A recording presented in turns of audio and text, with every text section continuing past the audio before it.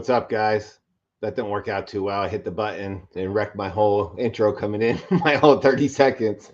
Let's do a shit show. Let's see. I got somebody in the back here with me. Let me bring him in. Let me see if I can figure out how to do this anymore.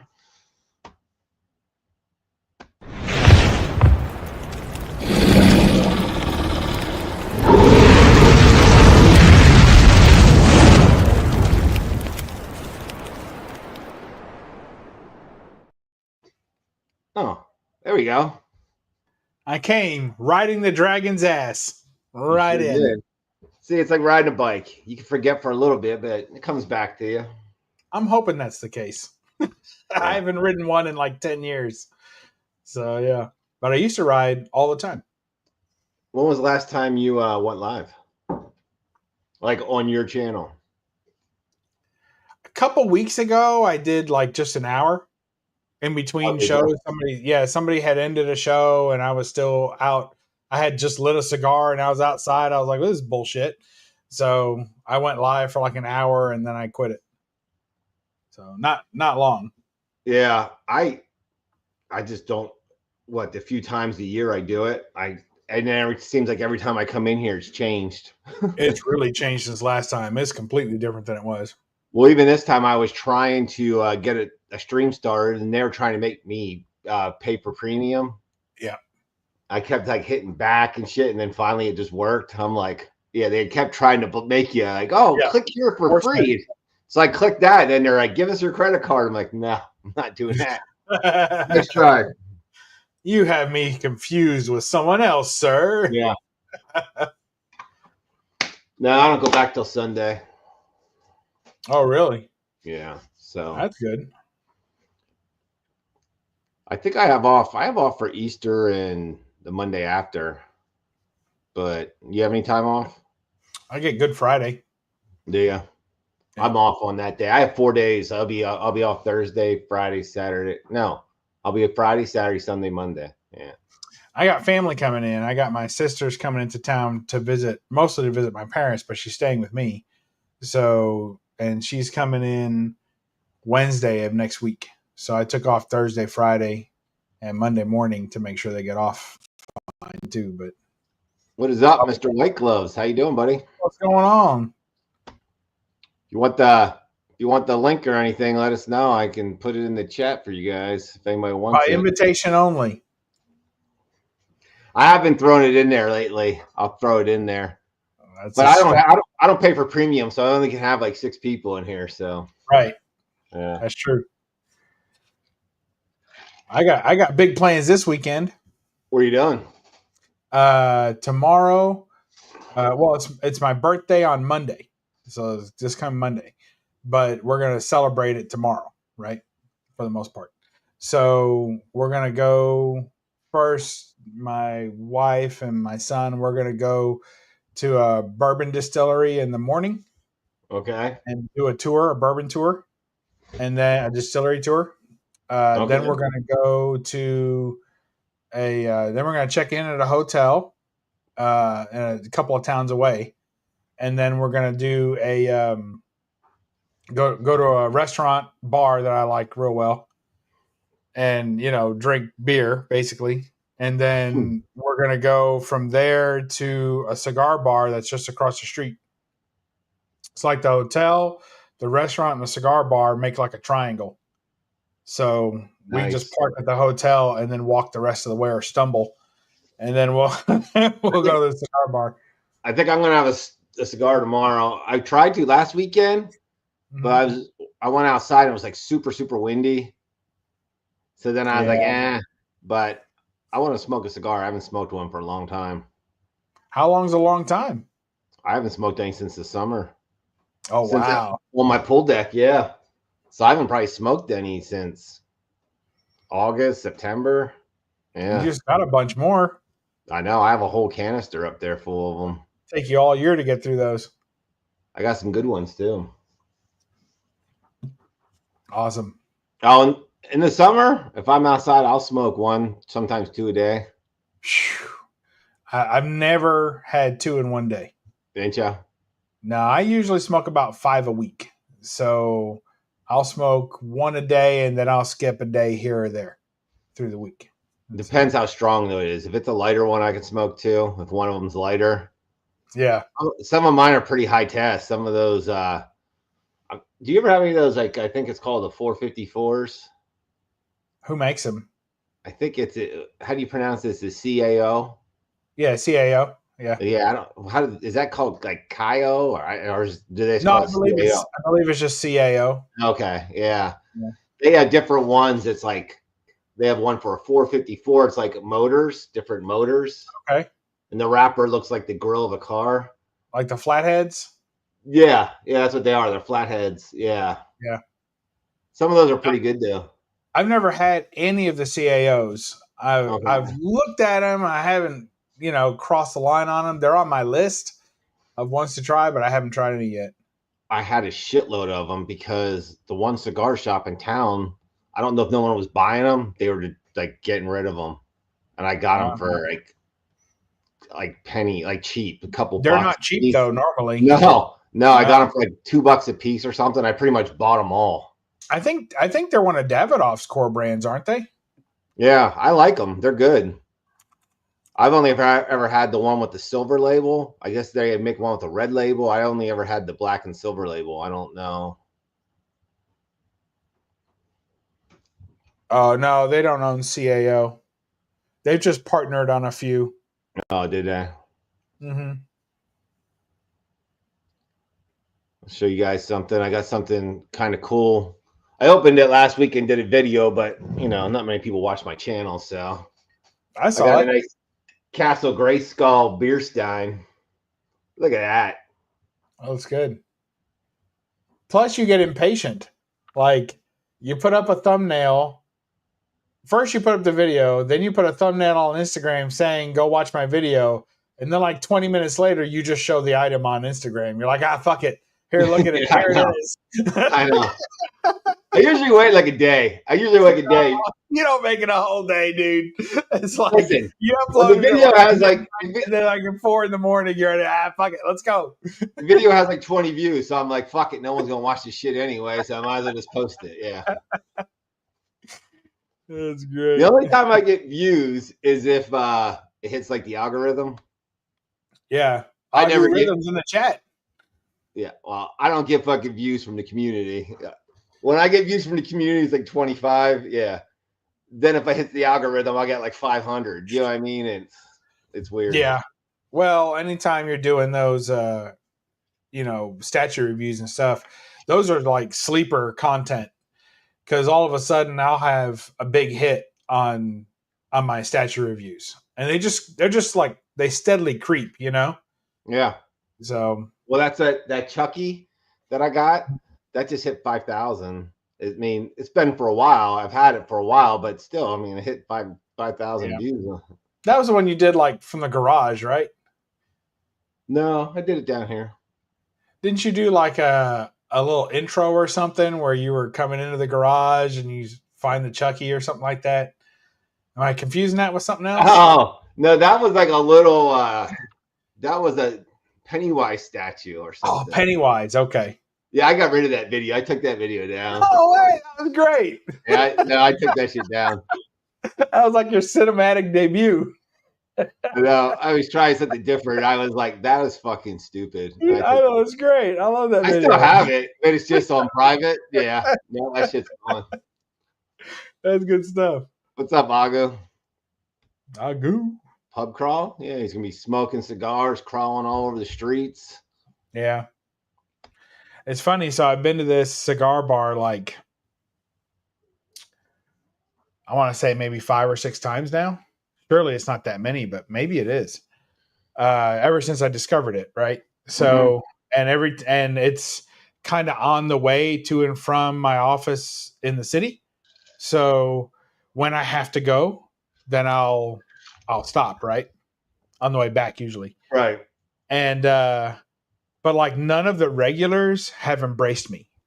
Like you could tell that there's like a cadre of regulars. Yeah, because whenever anyone walks in, it's like fucking cheers. They're like, hey, no, Billy! Yeah, yelling. And they're hugging and loving and patting. And there's this one bartender there, and it's the only time that he smiles is when the regulars are in there. He's always, I wouldn't say he's shitty to me, but he's just like indifferent to my existence. You know what I mean? For the most part. Hey, what's up, Weapon? What's up, Weapon? So I'm not a regular there, but I do I would say I frequent the establishment, but I would not call myself a regular. And some of those guys literally live like, you could tell that they live in the neighborhood. Like they're there every day, all day, just watching TV, hanging out. You know, they're real regulars. So Right. it's all good. I'm not good. But people who aren't regulars are real nice to me. So I'll just be sitting there, and people who only come infrequently or have never been before, I guess I look friendly enough. They'll come sit down, have a conversation with me, and you get to meet some interesting people. And ever since I've been working from home, I don't fucking meet nobody. It's like sometimes I sit here, I don't say a word. You know how tough that is for me. When I'm sitting here and I don't say a word for hours, I'm like, oh God, like I almost miss people. Then you meet people and you're like, I don't miss them. There's a guy I work with, like, what do I work with him? I work Sunday, Monday. I don't work Tuesday, Wednesday. I work with him like 3 days a week. He looks like a fucking pro wrestler, this big prison guard guy, but he doesn't talk. And I work with him 3 days a week. And like I do the talking for both of us. Do you know what I mean? Oh my God. He just nods a lot. Like he will say stuff here and there, but yeah, he's not a guy that talks. Sometimes it's good though. Sometimes I like the quiet tue. You know what I mean? Yeah. Oh, he'll sure. He'll be like, did you get that done? Or did you do that? I go, yep, okay. Yeah, I mean, that's all he says. Okay. Yeah. Like, cool. That's great. Yeah, he looks like the guy from Reacher. He's a bald guy. He's fucking sleeped out. Yeah, he's sleeped out in tattoos. Oh my gosh. He's pretty jacked too. He's a younger guy then, I guess. He's in his 30s, yeah. Kids. But he used to be like a power lifter, so he's fucking huge. I'm taller than he is, but he's just like ripped. I'll tell you something happened last time I was there, and I'm still a little bit pissed about it. And it wasn't even at the bar. So they have this like market that's across the street, right? And they got some ladies that work there. I guess ladies, girls, whatever you want to call them. They're I don't know how old they are. I know that they're too young to give a shit about me or vice versa. But I don't know that they're children. Surely not, right? They're probably 20 somethings. Sure. And maybe 30, I don't know. But anyway, they were actually quite helpful to me last time I was there because I was going to pick out, I just got my bonus at work and I was like, all right, I'm going to treat myself and get a nice lighter for my car. So when I travel around, I don't have to always remember to bring a lighter from home or something and a cigar cutter and all that stuff. I was like, all right, so I'll get this. And they were actually quite helpful because they were like floor to ceiling display cases. Okay. And I couldn't I literally would have had to get on my hands and knees and crawl around the fucking floor. Right. To look at this shit that was up in the case. So I'm like, all right, what do you got down there? Let me know and bring it up. So they were actually quite helpful. Well, when it was all said and done, and the lighter was expensive. Of course I'm paying like shop prices, but I did price check them on Amazon. Yeah. And they were right on. So I was like, okay, I feel better now, So I went ahead and bought them. And I'm like, okay, I actually made a good deal because I bought something basically retail price, right? I mean, I think it was like $5 more or something stupid like that, but that's fine, Right. No shipping. It's in my hand. I get to use it today because I stopped there before I went to the bar. And they turned the screen around for a tip. I'm like, oh, are you kidding? Yeah, you fucker. This is a retail store. It's a lighter. It's a lighter. You didn't like a lighter. Yeah. Dude, I was... And I felt bad because they had been nice and they're, when I had first come in, they're like, oh, hi, we haven't seen you before. And I'm like, oh, what's your name? Like, and they're like, I'm thinking I'm going to get signed up for some sort of rewards program, or some shit. And so they were super nice. They asked me my name, told me their names, and everybody's super friendly. They were really helpful. Yeah, that's what I was saying. Yeah, tipping's out of control. So they were helpful. And no part of me ever thought that this was going to be a tipping situation. Like never in the entire process, I'm like, well, I really appreciate what they're doing, but I would never have like reached in my pocket and started throwing $5 bills on the counter, you know? Like, I know. it would never happen. But they turn that little screen around. What do you like? You feel like a shitheel if you don't give any. My cigar lighter is not working. I was trying it tonight. You have to click it like 50 times, and then sometimes the flame will come out. Like, that sucks. So I need to buy a new one. I need to buy a new ashtray too. I can't buy my ashtray, like a cigar ashtray. Yeah. That's wider, and you know what I mean? That you can it has a lip that you can rest them on. Yeah. I've got a few. The ones over at I'll show you.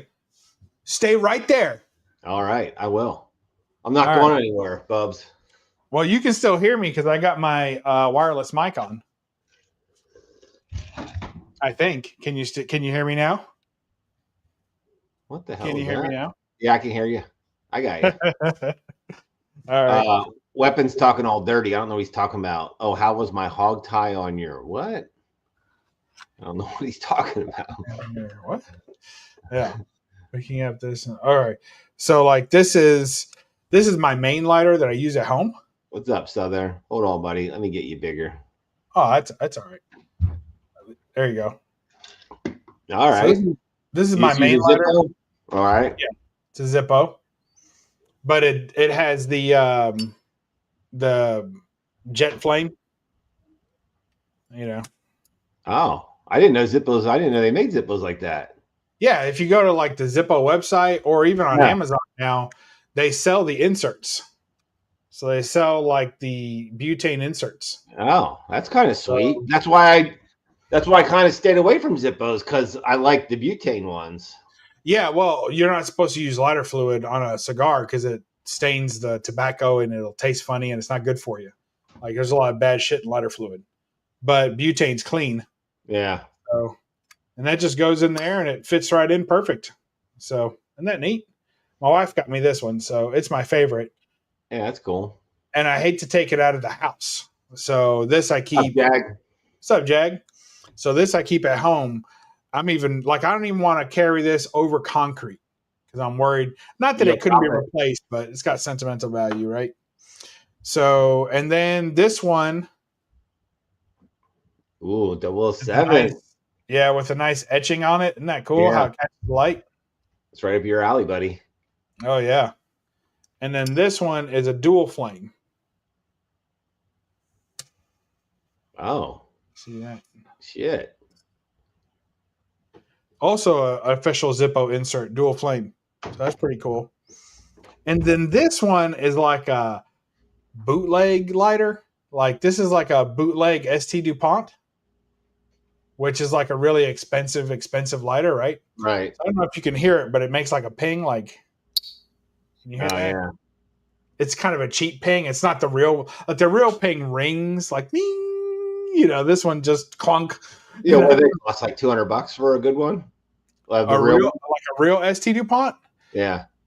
Well, it depends what kind you get, but to get one that this is replicating, it's like $3,000. Damn. So yeah, and this was like $20. So, and it works, you know. So basically, this one you open it and it starts shooting butane right away, and then you got to roll this to catch it. So do that, and then, well, there it is. Oh, that's cool. It's kind of weird to do in the camera because I'm never quite sure which way I'm going. It doesn't even look like a butane flame. Right, because it's a soft flame. Yeah. And then you push the button and look. Oh. It turns into a butane, a jet. So you can toast it. So this is like for indoor lighting. Yeah. And then outside, if you want to toast the foot of the cigar. And then when you close it, it sparks. So that's pretty fun.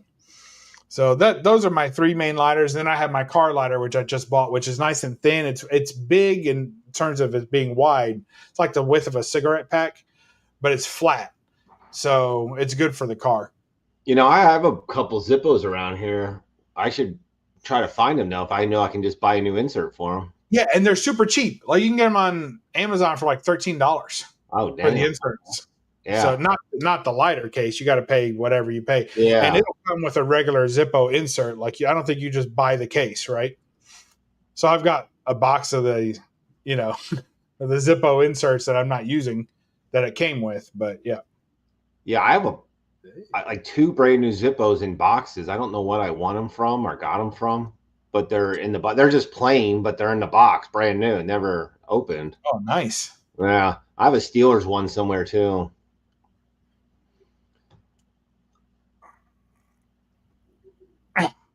There you go. Yeah, you should get some of those inserts. I say I got them on Amazon. It's super super easy. My recommendation is the single jet. The dual flame one it runs out so fast. And it's a little bit finicky, like it doesn't always like it'll work and then you try and light it again, it doesn't. It's not a perfect product. But the single jet one, it never fails. It's always and it lasts a long time. So that's my bub pick of the week. Did you get any good books in lately? No. Well, yes. I don't know if you've seen them. I've been showing them off for a week already. But for my birthday at the last convention, my wife helped me get the Superman. I saw the Superman. Yeah, that's awesome. So I got that, and I've been keeping that with me. I just look at it all day. Yeah, you got to show that baby for a while. Then I got this Ebass cover, Cave Woman cover. I don't know if you can see that. Yes, right. She's grasping her breast. Yes. Oh, was it her? I thought it might have been somebody else. No, you're right. Oh, is it? I don't know. No, it's her. There's some Popeye eating old spinach. Yeah. Yeah, it's an old Dell. And then I picked up some Silver Age X or some. I guess this would still be maybe it's bronze by now, but X-Men 21. That's cool. X-Men 27. Just working on this run, trying to kind of get a complete run at some point. And basically, it's a black hole X-Men collection. So when I get a book, it doesn't leave. 31. Yeah. But I'm not I'm not going out there trying to buy every X-Men I can find. But if I see anything pre-100 for $20 or under, I buy it. And then there's some big old Dick Tracy. Look at her getting thumped on the head. She got big old mushroom stamp from that blackjack. Man, he's beating the tar out of her, isn't he? Yeah. How's it? He told her twice already. You know what I mean? nothing ain't already told her twice. Yeah. How many times do I have to fucking tell you, lady? Yeah. What about you? What'd you get? No, I haven't bought anything. I just bought, like I said, I got that Stein in. Mm-hmm. I have a thing back there I was going to do a video on tomorrow. What is it? Remember I told you I did sell all my Funkos. Did you know that? All the albums. Yeah, you told me that. But then I ended up getting in these vinyl gold. They're called vinyl gold, but I come to find out they're made by Funko. So are they also vinyl gold figures? No, what's that? They're different. I'll look for one then. I have a Jimi Hendrix one. They're like 12-inch statues, kind of. They're not like a Funko, like a little they're plastic, but they're actually like molded, like their hair is molded and shit. Oh, really? You know, Funkos all have like the round eyes. Yeah. These don't look like that. They actually have like their real faces and stuff on them. Okay.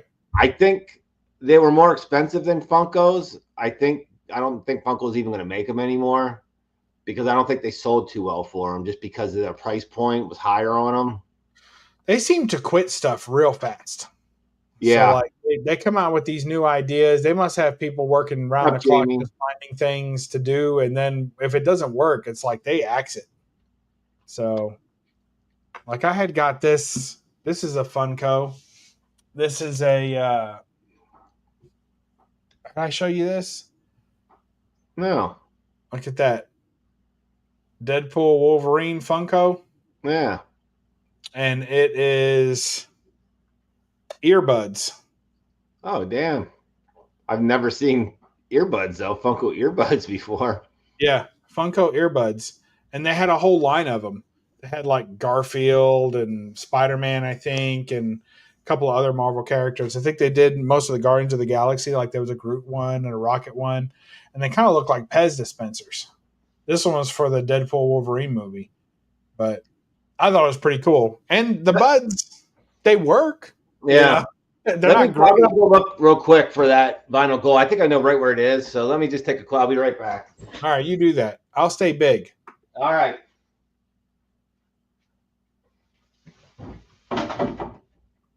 All right, Chad's left. I think he hurt himself. I don't know that he's coming back. Shit's It's up to me falling over. now. I'm all you got now, folks. Shit's falling over. And the shit's falling over, he says. Yep. That's how it works. Too much garbage. Too much garbage. Hey, the link is dropped in the chat. If anybody wants to hop on, I think the link's in the chat. Yeah, the link's in the chat. There. Oh, there it is. I found it. He found it. Drop that link again. If, let's see, staying big too long, visit a doctor, Southern Comic Geek says. SCG. Yeah. Hey, you owe my friend a book. You better get on it. It's more than that shit. More than 6 hours, right? You gotta. I think that's what it is. Consult your doctor. Yeah. All right. So here's those. They're called vinyl golds or whatever.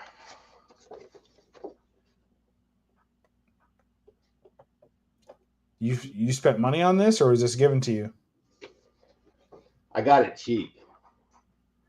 I love How Jimi cheap? Hendrix. Huh? I mean, was it $5? These are 12-inch statues. Why, you're not a It's made fan of of vinyl, them? though, right? Like it's a Huh? vinyl. It's vinyl, though, right? They're plastic, yeah. Yeah. They did like a lot of like music artists and stuff. I think that's what the problem was. They did a lot of music artists, but some of them, I don't know. They did like a lot of rappers. I don't think people bought them. But they did do a Jimi Hendrix, and they did a couple other ones. Well, they had a whole Steelers thing from the 70s Oh my gosh. where they gave you four of the greatest Steelers, and they are 12-inch ones like this. So That's I too end up big, buying. dude. I know. Bubs, I got this box. This box is gigantic. It's like a nice display box, but I don't know what to do. I'm like, I was going to take them out, but now I'm like, they kind of look good in the box. Mm-hmm. So I don't know if I just leave them in the box, but I'm not going to, there's nowhere to display this box. Like, I mean, is it connected? Is each one connected? Let me show you this box, okay? All right, let's see this box. Well, we've lost Chad again, folks. It was bound to happen at some point. Oh, we got Jamie in the house. What's up, Jamie? Jason, Jag, bunch of J's in the house, and Agu breaking up. Oh my gosh, dude, that's like 4 feet long. Yeah, I'm like, Holy what the shit. hell? They're all packaged in here like real nice. There's 4 of them, and like they're Well, we gotta see him. They're fitted Open in it there, up. but it's like, what do I do with this? I don't know. I probably shouldn't have bought it. For the man who has everything. Yeah, I probably shouldn't have bought Holy it. shit.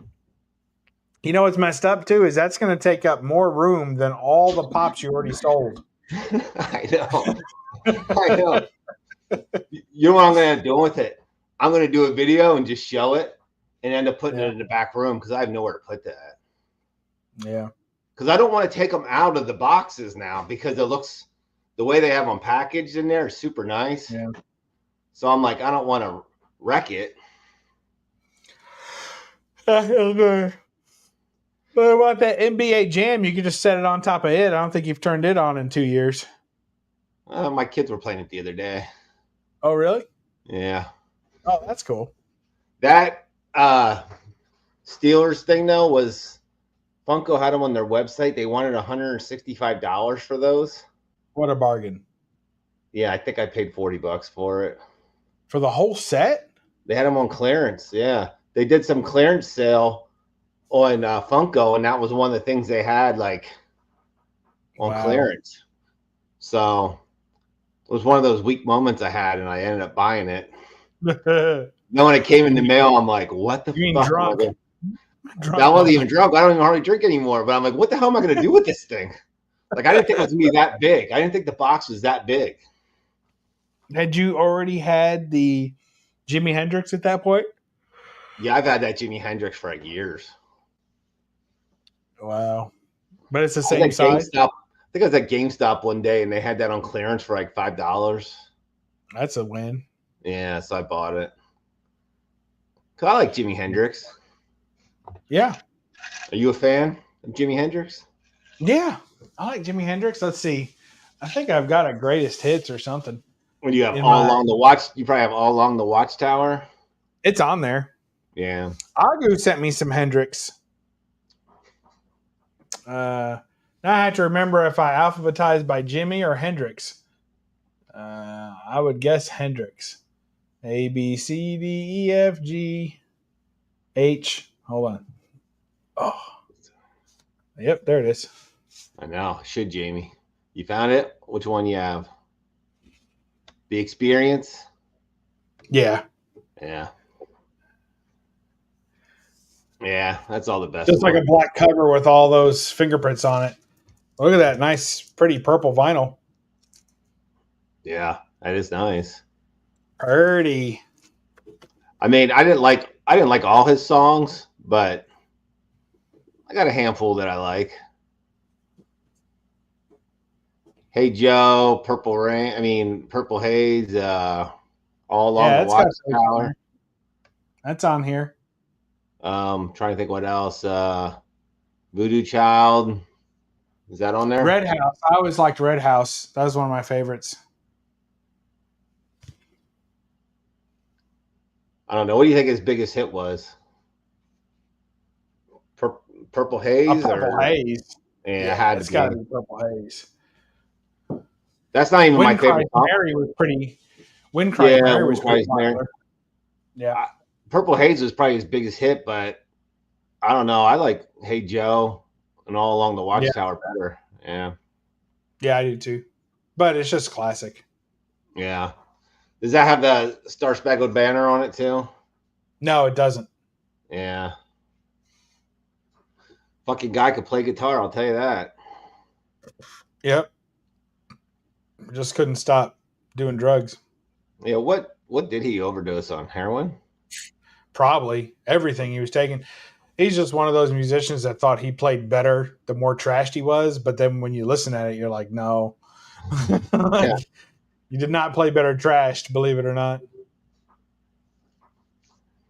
Yeah, guy was pretty awesome, man. Yeah. Now you haven't gone up your ceiling yet. No, I won't. A lot of man caves, that are basement man caves, especially sports ones. I see a lot of my friends will put stuff on the ceilings. Yeah, I'm not going to say it didn't cross my mind at one point, but I'm not going to. Because the wood ceilings look nice when you're down here. Yeah. So yeah, I don't care for the look of it. I've thought about doing that in here a couple of times, putting posters up on the ceiling, and every time I see someone with it, I'm like, boy, I'm glad I didn't do that. Yeah, because it doesn't look good. You know what I do? I just look around. If I want something new, I'm like, well, what can come down? Like, I'll take something but then nothing comes down. Get rid of it. No, I've gotten rid of stuff. Like I said, I just sold all those Funkos. Sold those for $350. You didn't even have those a year. Yeah, I think it was right out of a year. I don't know. I like them. Yeah, they were nice. But they're too big. I thought of you just today.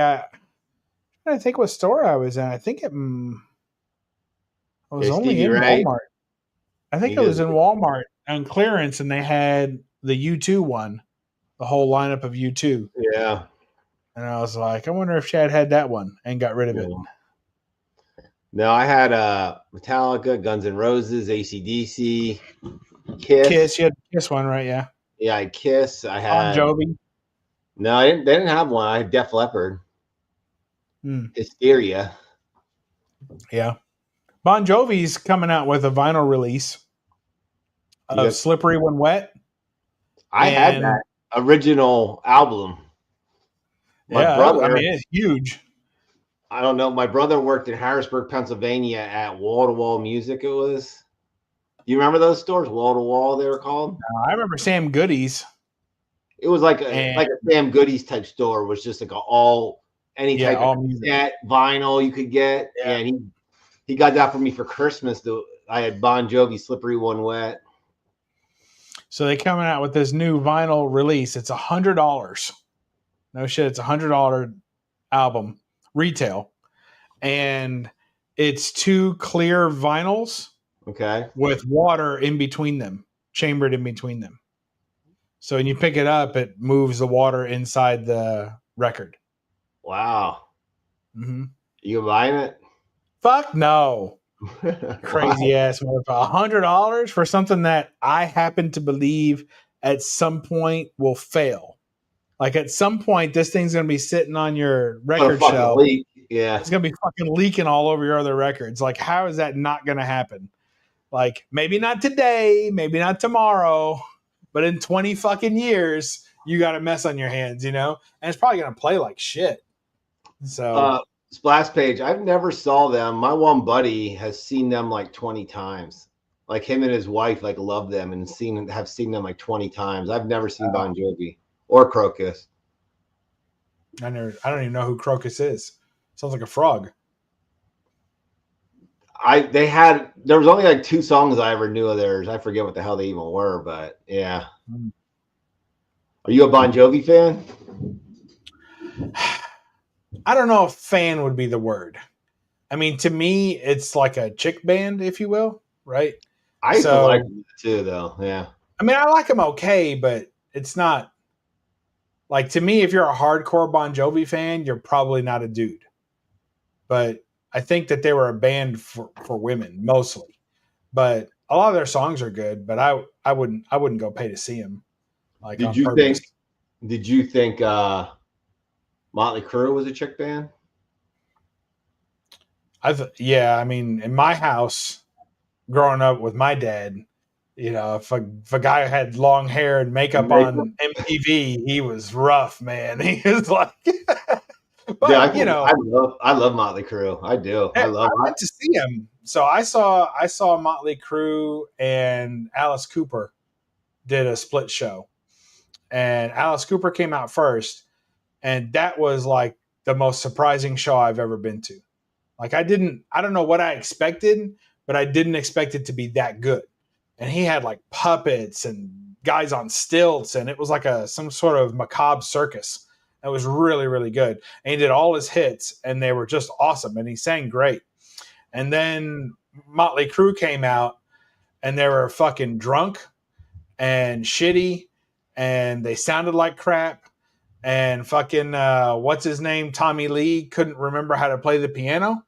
It was like the last song. Like the last song. Home. He was fucking Home Sweet Home up. Yeah.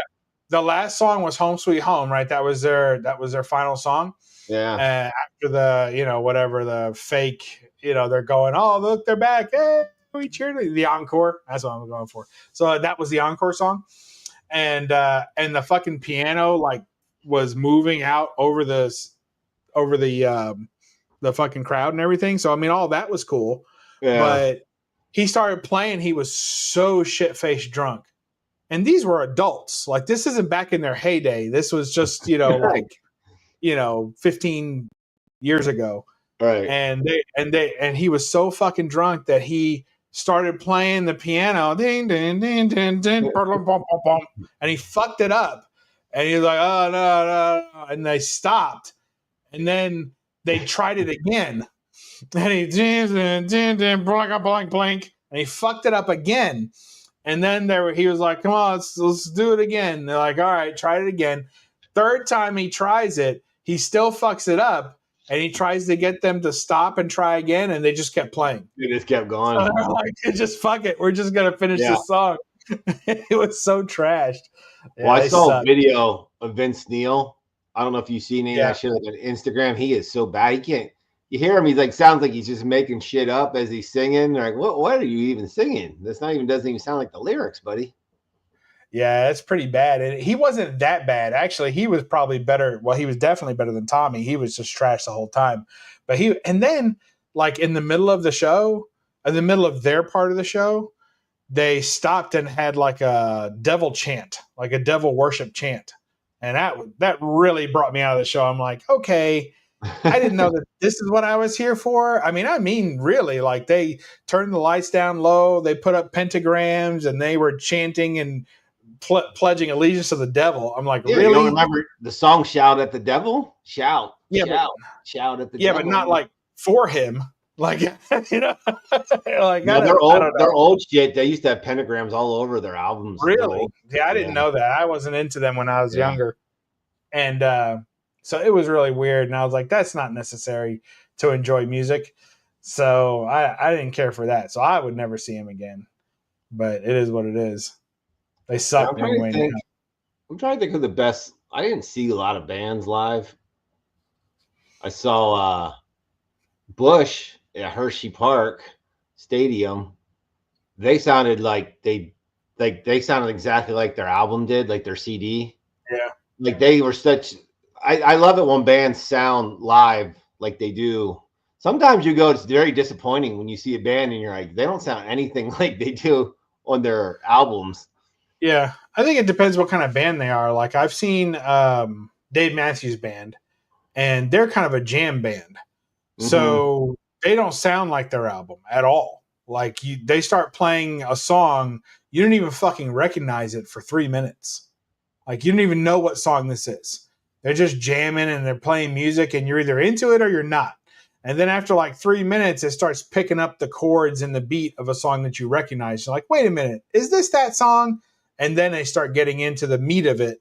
And for the meat of it, it's the song you know. And it plays similar to the record at that point. And then they'll do another minute or so after that that's just them playing. So it's kind of weird. And because of that, every song they do is like 10 minutes long. So in a concert, you're getting like half the number of songs you would get in a normal concert because they're just riffing and playing. So it started pouring because that was outside. It started pouring, and they kept playing. Like I think they were trying to get them off stage, and they're like, "Fuck it, we're gonna keep playing." They start playing fucking Machine Head. Remember that song? Yeah. Yeah, it was fucking raining like you won't believe. It was cool though. But I was a senior in high school too, so I just thought it was cool. You could live through anything. Senior in high school, you're doing all right. You know what else I saw down there too? I don't know if you even know that band. You ever hear the band live? I remember the name, but I don't think they sang. One of their big hits was "Lightning Crashes." Oh yeah, yeah. They were from like Hershey area. Oh, so they were like huge, like around our area because everyone knew them. They had the one album was like when I was in high school too. That was a really good album. I saw them at Hershey too. They were really good. When I saw, I saw Steve Miller Band twice. They were good both times. It was on the same tour, so I chased them around, saw them again. I saw the Stones at the Garden. I'd love to see them. Yeah, that was probably the best concert I've ever been to. Pretty close. I was young, but it left an impression on me. I'll put it like that. And then probably the best like raw musical talent I've ever seen was the Black Keys. Okay. And that time I went when we were having the draft that weekend. Oh yeah. I go, sorry, going to a concert, and that those guys just, I mean, it just blew us away. I mean, they were just amazing. I could have listened to them play all night. And not what concert I was pleasantly surprised by? My high school girlfriend wanted to go see this girl in concert, and I didn't want to go, and she kind of begged me to go. So I went with her and saw Alanis Morissette. Oh, wow. Really? She was actually really good. Like, because that's when she had that Jagged Little Pill album, because that was when I was in high school. Huge. Yeah, that was a huge album on there. You know what I mean? Yeah. Yeah, I would have liked to seen that. I don't know that I want to see her now. And No, she had, I think, an unplugged that she did that was pretty good, if and I recall. about Uh, 15 years ago too. I took my wife. We went up to Wilkes-Barre. At VH1 Presents. We saw Journey, Styx, and REO Speedwagon. oh, that must have been good. Dude, I was really wanting to go for Journey, and REO Speedwagon probably sounded the best. I mean, Journey was good too, but REO Speedwagon, you forget how many hits they had. Yeah. They had a ton of hits. I think we went to go see them. I can't remember. I know we saw 38 Special. Yeah, I And saw I'm them trying to too. remember if we saw REO Speedwagon as well. I can't remember. But Rod, hey, Rod. Rod's in bed. Rod's in bed. He's got an early day tomorrow. He's got to get up and wake the chickens up. There's a place up Squeeze. the road from where I live, like 20 miles away. It's this little hole in the wall bar called Fiddlesticks. It's where all the old. That's where all the old '80s bands go that died. That they're just horrible now. That no one cares about. I All saw. right. I saw Loverboy up there. Oh my God. Dude, he comes out. The lead singer. Remember the album where he what was that fucking Hot Girls in Love where they had the red leather pants on the album? Do you remember that? That's terrible. Dude, this guy was he's like fucking probably about 350 pounds, big fat guy now. And he's Yeah. still like coming out trying to act like the lead singer of Loverboy. Oh God. He could still sing though. But I saw Loverboy there and I saw Jackal there. You ever hear the band Jackal? I don't think so. Maybe. The I mean, these are all the lumberjack when they play the chainsaw. right? They play a chainsaw in it. I don't remember that. Yeah. Loverboy and Joan Jett. Wow. Yeah. There's a winery around here too, and they'll get 80s, like old 80s bands. And my sister does the catering out there. So yeah, Joan Jett was there. She said Joan Jett was really cool. She said the girls from Heart were bitches. They kind of seem like they are. Yeah. She said Bret Michaels was cool. Who else was there? That's Poison, right? Yeah. He was like super cool. Joan Jett was cool. Who else was there? Who was somebody else that was pretty big that she met? She said they were cool. Now I would have liked to seen ZZ Top. I had a chance to see him a couple of times before one of their guys died, but yeah, their tickets are like $130 for the cheap seats. I'm like, I'm not spending $300 to go see ZZ Top, 25 years past their prime. Like, I'm just not fucking doing it. Yeah. Well, I'd rather see a newer band if I'm going to spend that kind of money and see them when they're fucking good. My biggest regret right there. It's my favorite band of all time is AC/DC. They came to the Bryce Jordan Center in State College. I hardly had any money. I had tickets, and I was broke, and I sold my tickets because I really couldn't afford to have the tickets anyway, and I needed the money. So I sold them, and because all my buddies went to school up at Penn State, so they were all gone. And I had Metallica tickets too, and I ended up selling those because I needed the money because I was only like 18 working. I was a delivery guy making like $4.50 an hour, $4.25 an hour. Yeah. Sounds like Funko Pops. Shouldn't have bought them, but you bought them anyways. So now you're selling them. Yeah. Well, I wish I would have went to see both of those bands. Oh, and Kiss. Fucking Kiss too. Same thing. I had tickets for them. Never saw. Well, I saw Kiss, but I didn't really see Kiss. Like, I was there when Kiss played at the Brooklyn Bridge for New Year's Eve one year. Okay. And so they played, I think it was New Year's Eve, or was it 4th of July or Memorial Day? It was some fucking holiday. And I don't think it was New Year's Eve because it wasn't cold. But I was younger and I was down, like up by the gate and everything where, by the fence of the fucking river and watching them play off the Brooklyn Bridge. So, and they only did a couple of songs and they had some pyrotechnics and shit like that. So I don't know if I could say that I really saw Kiss, but I heard them and I saw lights and colors, Yeah. Yeah. You saw Anthrax. Yeah, they were pretty good. Remember when they did that song in, was that the 80s with Public Enemy? Bring the Noise. You remember that song? I do not. You remember Anthrax and Public Enemy? Like fucking Flavor Flav did that song "Bring the Noise." Yeah, I think it was in the late '80s. I didn't get into 80s hip hop until the 2000s, probably. I'm always behind on that stuff.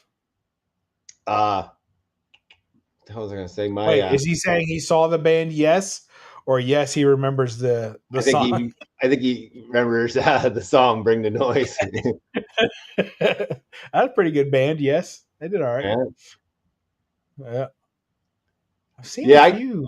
There's a lot of bands I'd like to see. I don't know, man.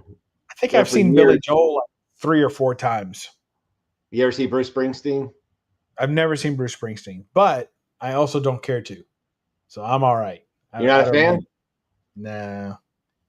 Dude, I mean, he's people in New York and Jersey like love him. People in Jersey. Yeah, they fucking love that guy. Well, yeah. I guess people in New York. Same thing goes for Bon Jovi. Same thing goes for Bon Jovi. That's a Jersey band. Yeah, New York's Billy Joel. Everyone loves Billy Joel in New York. Yeah, I love Billy Joel though too. How can you not? Yeah, I saw him at the Garden twice, and I saw him at. Well, it doesn't even exist anymore, but he played where the Islanders play. It's Coliseum, I think it was called. But he played there in Long Island before the year that it was going to shut down as his last concert there, which is where he started. You know, that's where he's from. So that was a big deal. He saw Stones in 2000. I saw him earlier than that. I want to say I saw him for the Steel Wheels tour at the Garden. Hey, I don't care what people say about Keith Richards. That motherfucker, they said he should have been dead how long ago? He's still fucking hanging in there. Fucking guy. Yeah. Well, you got to remember, too, he had access to some of the best stuff. Yeah. You know, I mean, everyone else who's dying from this stuff, they're getting who knows what's in their bag, you know, mixed with all kinds of stuff. So if you're a billionaire, maybe you can survive this lifestyle. Did I ever tell you the story? Okay. Davy Jones bought a farm like 20 miles from where I live. Mm-hmm. Like from the Monkees? Yeah, Davy Jones from the Monkees. Okay. Yeah. Okay. Fucking bought this farm. He married this like young girl that was hot. Okay. So he like had a bunch of horses and shit. And he would a couple times a year he would do like there's a bar down here called the Front Street Station. It's an old train station that they converted into a bar. And he would go play that a couple years ago. Like he played it like twice a year or something. So he shows up at this. I used to work at the Edison Hotel. I DJ'd there like on a Thursday night. Mm-hmm. And he showed up there and he was a fucking raging alcoholic. Okay. Davy Jones. Wow. So he goes like this. He's hammered and he came over and said, "Can I use the microphone?" Like this was for free at the bar. He said, "I have a show that's coming up in 2 days and I just want to do a couple songs, practice." So, you know, Davy Jones is asking you. I was like, fuck yeah, here's the microphone. Okay. So he's singing fucking like Daydream Believer or something. Do you know what I mean? Yeah. I was like listening to him, but there's a bunch of 21-year-old kids in there that could give a fuck that who Davy Jones is. They don't even know who he is. Yeah. You know what I mean? Yeah. So, all of a sudden, he yells in the microphone, "Why don't you shut the fuck up?" Oh my gosh. He's hammered. Some kid goes, "Fuck you," back to Davy Jones. He fucking throws the microphone down and tries to go at these young kids because they didn't care who he was. Yeah. So the bar owner's like, "Yo, he's got to go." Like about Davy Jones because he was like fucking losing his shit and he's all hammered. Yeah. So his wife's like comes over. She's like 21 years old. This girl. She was a pretty cute chick. Like you could definitely notice her. Like she stood out in the crowd. She's like, "Oh, please don't call the police." She's going like, "I'll get him out of here and stuff." Now he's all hammered. I go, "Dave," drive safe. He goes, "Fuck off" to me. I'm like, "I didn't even do anything." Yeah, he told me to fuck off. Yeah. Yeah. He's yelling at all of us. I know. I was like, I would have got his autograph. He told me to fuck off. I didn't even do anything. Told my brother to fuck off. Yeah, he wanted to fight everybody in the bar. Dude, he's about fucking 5 foot, if he's 5 foot. Like, oh yeah, he's tiny. fucking screaming at everybody, threatening people. I'm like, what? That's crazy. It was great though, because I'm like, that's fucking Davy Jones. Yeah. That's a good one. I like that. Yeah. Hammered. Fucking hammered. Yep. He died then. He died actually. Chris. I think he died at that house too. I don't know where he was living because he was from England. What made him move here? He moved to Middleburg, Pennsylvania. Taxes, maybe. Yeah, but he stayed at this farm. Like you would only see him once in a while. Once in a while, like I remember we're walking down Market Street when I was a kid, and he was walking down Market Street. And my dad's like, "Hey, there's Davy Jones. Hey, Dave," and he's like, "Hello, mate." And he's like talking. Yeah. I was like, "Fuck that." I don't know. I knew him from the TV show, though. From the TV show, you know what I mean? Remember they used to have that TV show? Absolutely. Yeah, it was a big deal. I watched that shit. Did you? Oh yeah, I watched that. My brothers, my brother, I think my brother was a bigger fan because he's a little older than me. He's born in 73, I think. So he's a little older than me. Because what are you? You're what? 48? I'm 47. I'm 58. 47. 47, asshole. I will be 48 in July here. Okay. I'll be 44 next week. So you got 3 to 4 years on me almost. So that's about right. Yeah. So yeah, he's definitely he was a bigger fan because he had like the lunch boxes and all that shit. Yeah. You know, little metal lunch box. You know, fucking Monkeys lunch boxes. They were a big hit. I kind of felt bad for him though because those 21-year-old kids, they just didn't care if he was Davy Jones. I don't even think they knew who the Monkees probably were, but they didn't care. They're just like, who's this guy? They probably just thought he was some drunk guy singing karaoke. And then he started singing. Fuck, I mean, that was probably 10, 15 years ago. I don't know how old he was when he died. He was like in his 50s at least then. I think he was in his 60s, wasn't he, when he died? No, I mean 10, 15 years ago. Oh, let me see here. I want to see how old he was when he died. Because it was about 15 years before he died. He was...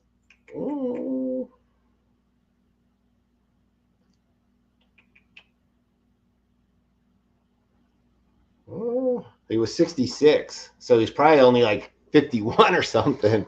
Wow, that's not that old. I believe he would try and fight a 21-year-old if he's just in his early 50s. Yeah. There's just enough pissed off 51-year-olds out there. Like, they hadn't been in a fight for so long that they hadn't lost a fight in a long time. So to them, they're like, hey, if I ever needed to, I could still whoop anybody's ass. Like at 50, you still feel like you could whoop somebody's ass. Right. You know, and you could. I'm not saying that you can't. Dude, he is tiny though. Take on a group of 21-year-olds. Well, what I'm telling you though, he's tiny. He was a very tiny man. Like he's telling me to fuck up. I'm thinking he's telling me to fuck up. I'm thinking, Davey, I could pick you with one hand and throw you right to that fucking window. Yeah. That's great. I was like, damn. Davy Jones got all tough guy and she's like, oh, he has a problem. That's what she was telling the owner. She's like, don't call the cops. He has a problem. He gets like this sometimes. I'm thinking, well, I think he's just an alcoholic. Like you always heard that he was, but yeah, I saw him in action. I'm like, God damn. It was funny though. It's a good story to tell people because they're like, Davy Jones. I'm like, yeah, from the Monkees. Yeah. Drunk as hell. Y'all told me to fuck off. Yeah. Yeah. I'm about to get in the microphone. What the hell is he pissing me for? Yeah. Hey, you're probably standing right next to him while he's singing his best hits. I was. I was actually listening to him. I was like, yeah, sing it, dude. Yeah. Hold on, I get another drink. All right. Yeah, sing it, Davey. Oh man. What else have I seen? I forget, you know. Sometimes I remember I saw Three Doors Down, like right before they made it big. Like they were playing in a bar in Louisville and they had just had their hit song came out, whatever, Kryptonite or something. Yeah, Kryptonite. That song just came out like that month. I remember hearing it, and I was like, "Oh, is that who this is?" Like, I didn't even know the name of the band. They were just playing at a bar. It was a free concert at a bar that came with drink tickets. Like, that's how much they had no fucking clout. And their opening act was just unbearably bad. And then they came out and they fucking rocked, man. I was right up at the front. I was like, this is awesome. So they put on a good show. Do you remember the band Fuel? I mean, I know the name, and I know that they've had one. Their big song was like "Hemorrhage in My Hands." Yeah, how's it go? Sing the chorus. No, I'm not singing it. That's close. Hey, that song though, they had "Shimmer" was another one of their big hits. Yeah, we went to see them up at State College, and my girlfriend at the time, her friend was fucking the drummer. Oh wow! So they invited us back on their bus. So I was like sitting on the bus with the band, like drinking. Oh hell yeah! That was like their only album though. Like that was like their best album, and then they kind of fell off. You know what I mean? They got big there with those two big songs on that album, and then they kind of plummeted after that. Yeah, that's how it goes. But I was getting free drinks sitting there on the bus with them. Yeah. Were they nice at least, or they weren't talking to you though? Yeah, I mean, I met them, but they were like trying to get laid. So yeah, they're probably like, "Who's this guy? Get this guy out of here!" Yeah, I mean, yeah, well, more women, girlfriend. Get this guy off here. Yeah, make room. Yeah, that's true. I haven't hung out with any musicians that I'm aware of. Yeah, that was it. Davy Jones and Fuel. That's not bad. Yeah. You were good with the Davy Jones alone. You didn't even need Fuel. That's extra. He's got to be in some type of Hall of Fame, right? Davy, the Monkees. Oh, the Monkees yeah, I'd say. Yeah, at least if not for #1 hit or most records sold, or there's got to be something going on. I think I did have at one point. Huge. I think I do have on CD their greatest hits, the Monkees. Really? And they had a few good songs for sure. Yeah, they weren't bad. They were huge, just pop culture phenomena. Yeah, that's good stuff. Were they like the first band to really have like a TV show? Like, probably the only band. I don't know any other bands that had TV shows. Did they? I don't know. I mean, the Archies. They had like a TV. What's up, Mello? Archie. What's up, Mello? Mello Dope? I don't know. That's a tough one. I think a lot of those famous people, though, back in like the 60s and 70s, they put them on TV. Oh, yeah. What about the Banana Splits? Does they count? Yeah, I don't know. Remember them? They'd run around. No, I don't remember them. You don't remember the Banana Splits? No. Oh my god, dude! They were like they looked like fucking mascots. Like they ran around. There was like a gorilla and a fucking. You don't remember the Banana Splits? Oh no, maybe I saw them. It sounds like a fucking fever dream. Oh yeah, the Partridge Family, the Osmonds. Yeah, I forgot about all that. Yeah, the Partridge Family. And, yeah, I used to watch that too, man.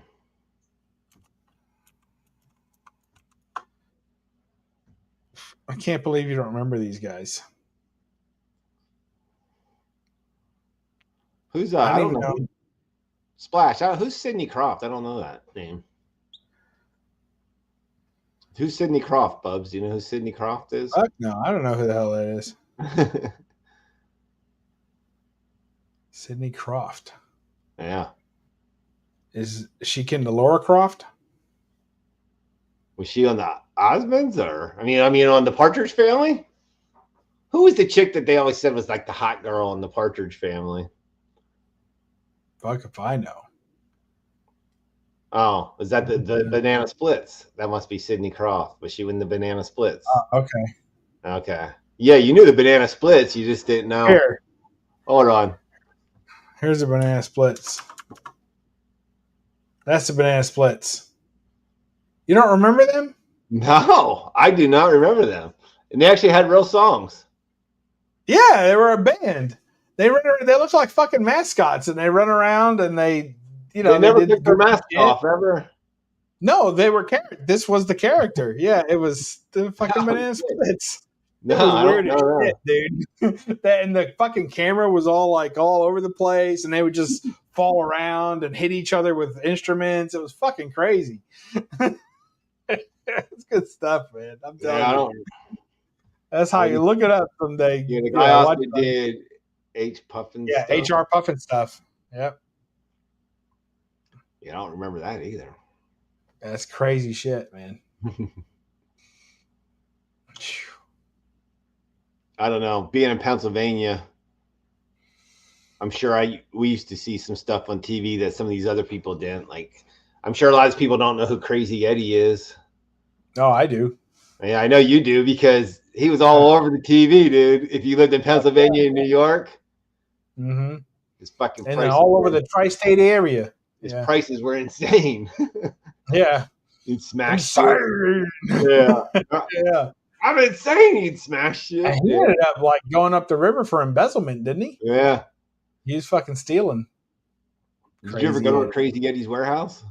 I always wanted to, but I never went to one. Now I used to go to the Wiz a lot. You remember? Did you have the Wiz in Pennsylvania? I heard of the Wiz at least. Yeah. Yeah, we had the Wiz, and I used to go there and Sam Goodies mostly to get music and stuff. And then the grocery store used to have music. There would be like a music section. Crazy Eddie was always slashing prices. Oh yeah, slashing prices. Hey, what's up, Simo? Hey, the link's somewhere in there. Hop on. I just put it in again. Yeah. What's up, Spidey? What the hell are you, Spidey? Will you do like goddamn 8-hour streams anymore? I see. Holy hell. He does it on the Outback. I think that's tomorrow night. Tomorrow night he'll be doing that. So I had to know, but I need to get more than another drink. I'll be back. He's just gonna pee his pants, Southern. No, I'm not wearing pants. Yeah. He's just gonna piss on the floor. Don't worry about it. He'll be good. Yeah, I can clean it up later.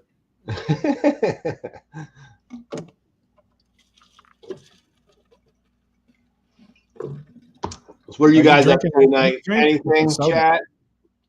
I was just bored and talking to Bubs. I'm like, yo, you want to go live? I said, I don't really have anything to show, but. What do you mean? I showed all kinds of good stuff. Oh, yeah, you did. I said, I don't have anything to show. I'll show you my latest out. Bud said, yeah, all right. So I'm all caught up. So I got this album. So I had like Capital One rewards points. Okay. So, and they're good on eBay. So you can use them on eBay. And nice. So I traded in a bunch of rewards points and I spread it around so I picked up a comic. I bought a comic. I bought this lighter, the 007 lighter, and I bought this record. So I actually already have a copy of this record, but this one is the commemorative edition and all that.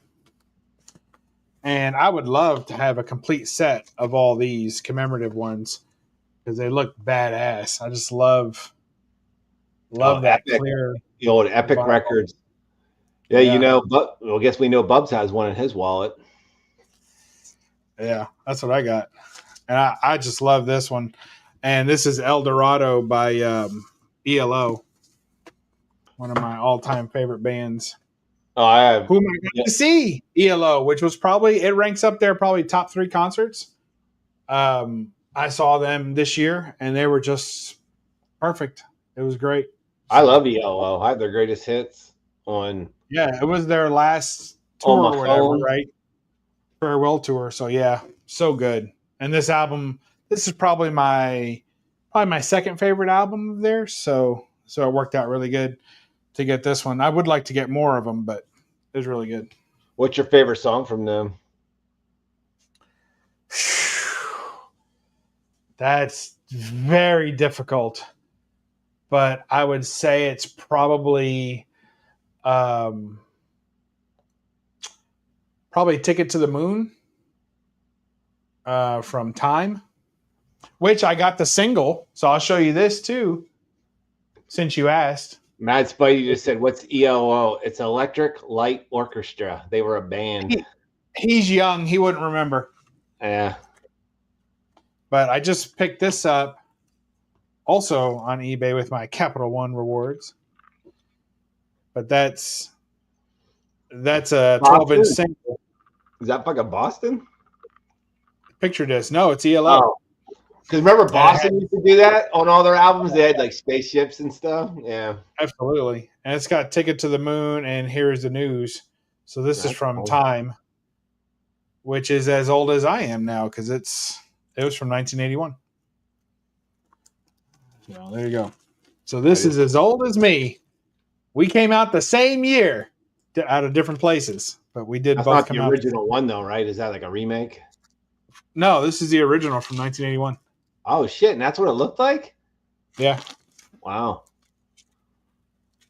Yeah, I didn't have any cool albums that were. Once in a while, you'd get like a different colored one, but that was it. Nothing. They didn't do anything crazy with them. Yeah, it's picture disc. Yeah. And it plays great too. It sounds really good. Usually picture discs are kind of rough. Who was talking about Boston? Were you talking about Boston? Yeah. With their spaceships? I think I just picked up a Boston not too long ago. Yeah. What was Yeah, that? that's the shit that happens. The I had that problem is one album. My brother bought me that too for Christmas. I think it had like Amanda on it. Remember that? Oh yeah. Was that the album name? Was the album name just Amanda? I forget. I don't know. Or was it something else? I remember Amanda was on it. How do you spell Boston? B. That's helpful. Where the hell is it? I always like A, B. Well, it should be right here. That pisses me off so bad I can't stand it. Oh yeah, he's got a splash page that he didn't know you collected albums, Bubs. Yeah, Bubs loves them. Oh yeah. He's got the whole setup. He's got a nice record player and everything. That's why I would like to collect vinyl again, but I just don't want to go all in with a new record player and have to buy all this shit again. Do it. Oh, Splash Page has another addiction. He collects vinyl also. Oh yeah. See, yeah, we be collecting. Where is my fucking Boston album? I'm glad you have more than one. I'm glad you have more than one addiction, Monty. All of us need more than one addiction. Okay, I was thinking yours was just comics, but no. So you have another addiction. See, I like that. I'm losing my mind. Boston, it should be right here. Maybe I'm getting them confused with somebody else, and I don't actually have it. You have multiple addictions, yeah, because you collect props too. I forgot, yeah. Oh yeah, he collects all kinds of crazy shit. Yeah. I have misfiled this album somewhere. It will drive me insane. I have to find it now. I'm sorry. I'd like. Oh, there it is. See, that's what happens. I don't put them away because I have a little section of albums that I'm going to show in a haul, but then I never show them in hauls. Yeah. So I have like a whole set. So there's Boston. What's this? I think this is a self-titled album. Okay. Does that have Amanda on it? Probably not. No. I think that was one of their newer ones. I think that was like from the 80s one that had Amanda on it. Look at the color on this one. Oh, that's cool. Isn't that cool? I'll take it out of the wrapper for you because you were so nice. Oh, thank you. Yeah. Don't tell anyone I did this for you. He's got about 1,500 albums. Nice. Yeah, pretty. Well, you guys know I am a collector of moderation, so I don't. I have hard rules, so my albums all have to fit on those two racks there, and if they don't, then I got to get rid of some. So what will you do? Get rid of? How do you choose that? What do you get rid of? Because if you bought it initially, you wanted it. So then, how do you choose what to get rid of? Well, like originally, my rule was colored vinyls only. So like probably 60% of my collection is all colored vinyls, and that's all I would collect.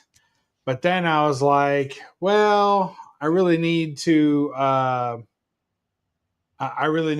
ahead and get some of my favorite albums anyway. Yeah. So that rule went out the window.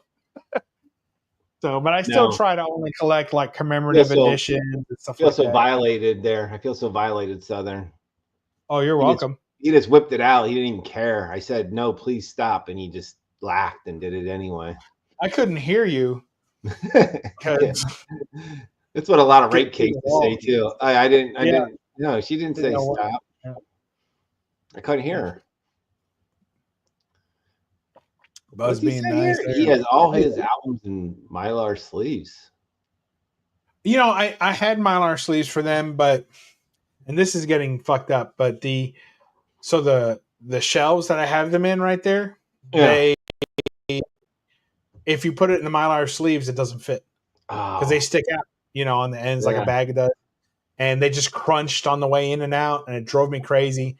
And I decided, so I still put them in master sleeves, and so each album is put into a new sleeve inside the jacket, if you will.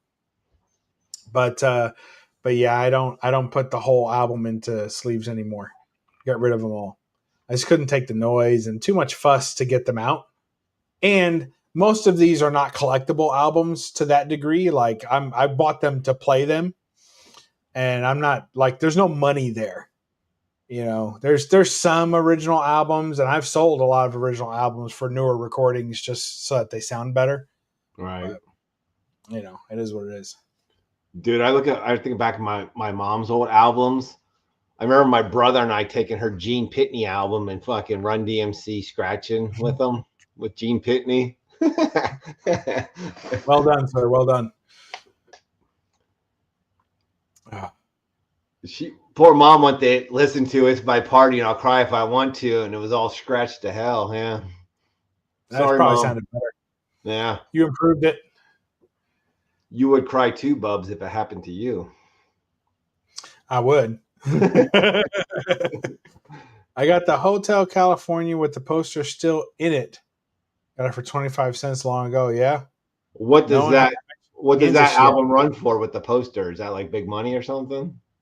I would assume so. I don't own one. I don't know shit about albums. I've got Eagles Greatest Hits 1 and 2, but I don't have I have their greatest hits Southern on digital. Kansas? I have it on CD. I have it on digital. Yeah, Kansas.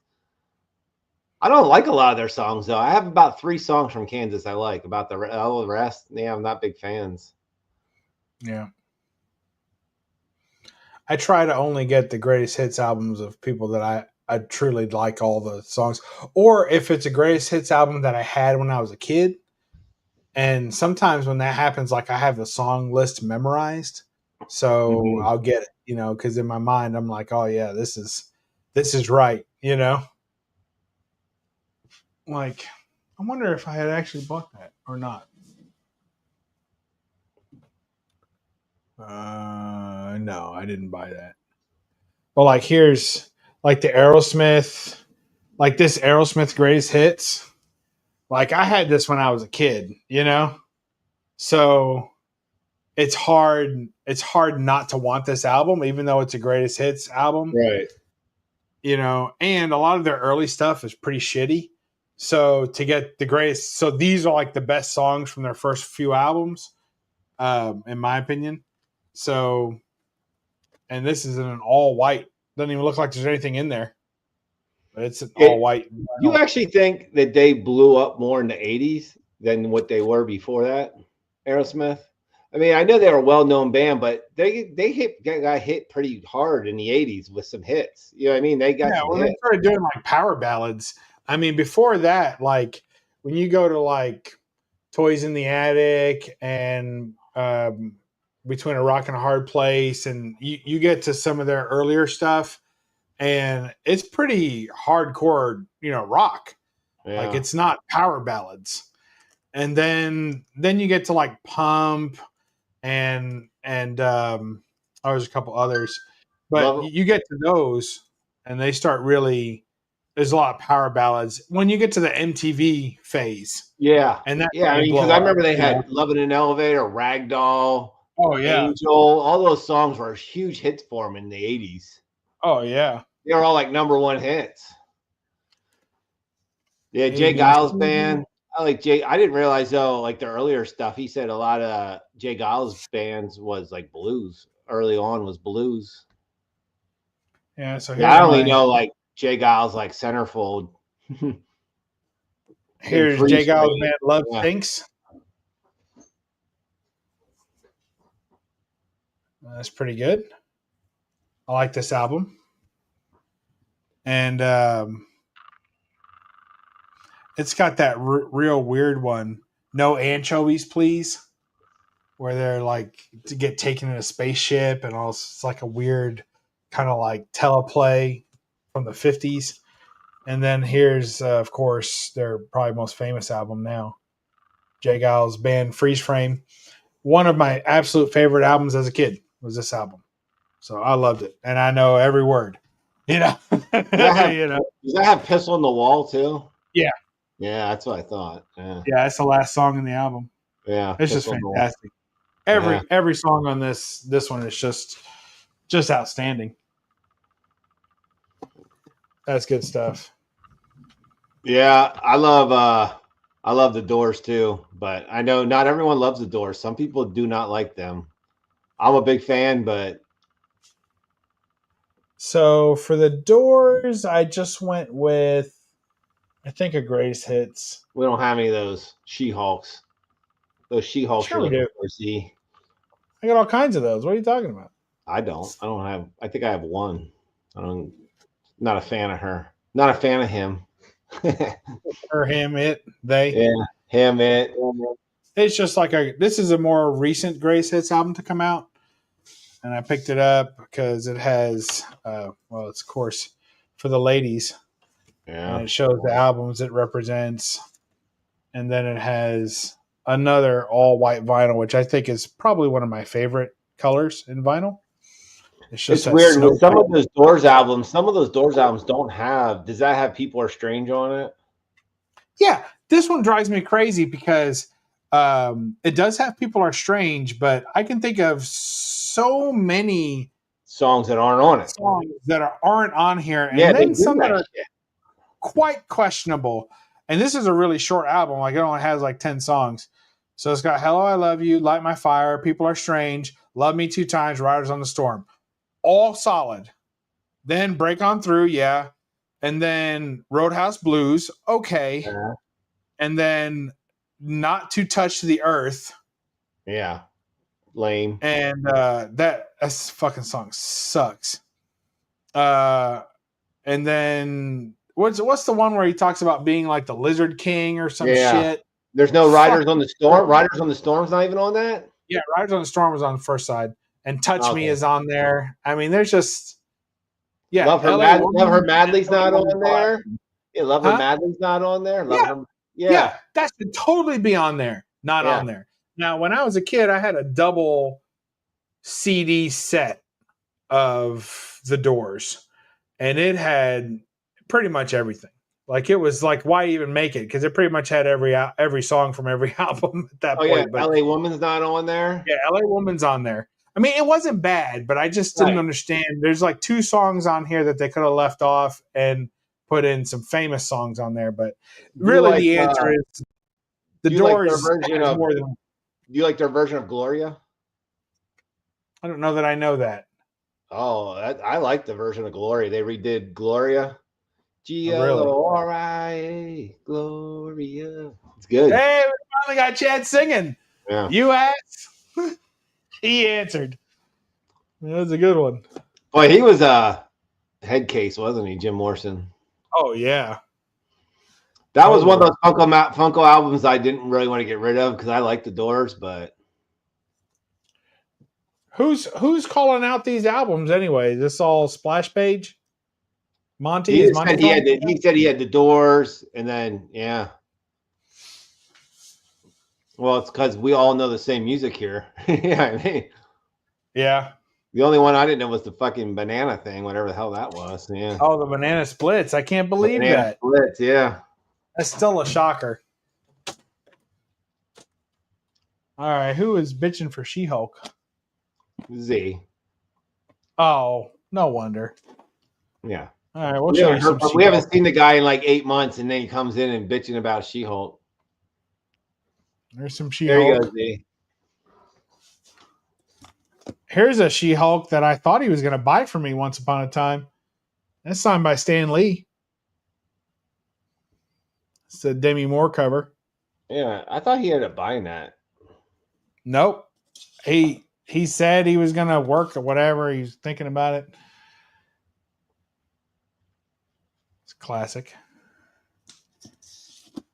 I was at Ross today, and they had a shitload of She-Hulk pops there, Z. I guess nobody wants them. They're trying to unload them. I was trying to buy stuff today. I ended up buying my kid a pair of Nike Dunks, so I didn't buy shit. Boo. Yeah, I know. Boo. You're not supposed to buy stuff for your kids, Chad. You know better than that. I know. They'll just ask for more. Exactly. That's what she said. Thanks, Dad. I'm like, I just did. And then after we left, I go, didn't I just buy you shoes last week? Bought her shoes 2 weekends in a row. I go, don't ask for another pair of shoes for the summer. You're done. Like, you're good. Spring shoes and summer shoes are the same shoes anyway. Yeah, definitely.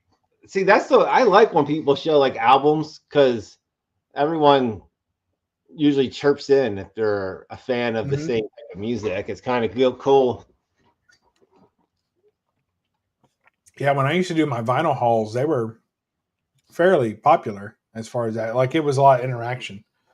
You know, my dad, when we were kids riding in the car with him, he only ever listened to 50s or 60s. So yeah. I like a lot of 50s and 60s music because I know it, because my dad, like, I know the artists and shit. Oops. Hold on, we got somebody that just came in here. Uh-oh, that can't be good. A second, why bring this fine gentleman in? Nah, I don't even believe it.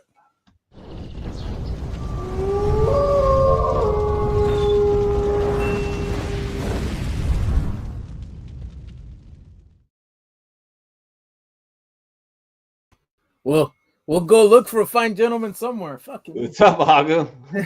Hey, what's up? Oh, Jerry Lee Lewis. Yeah, whole lot of shaking, great balls of fire. Yeah, this one's beautiful. Look at that. You know, beautiful how did he get away? Didn't he have two wives that like died mysteriously? And he they think he murdered them? He just recently died himself, just like a year or two ago. Hey, is that the original vinyl?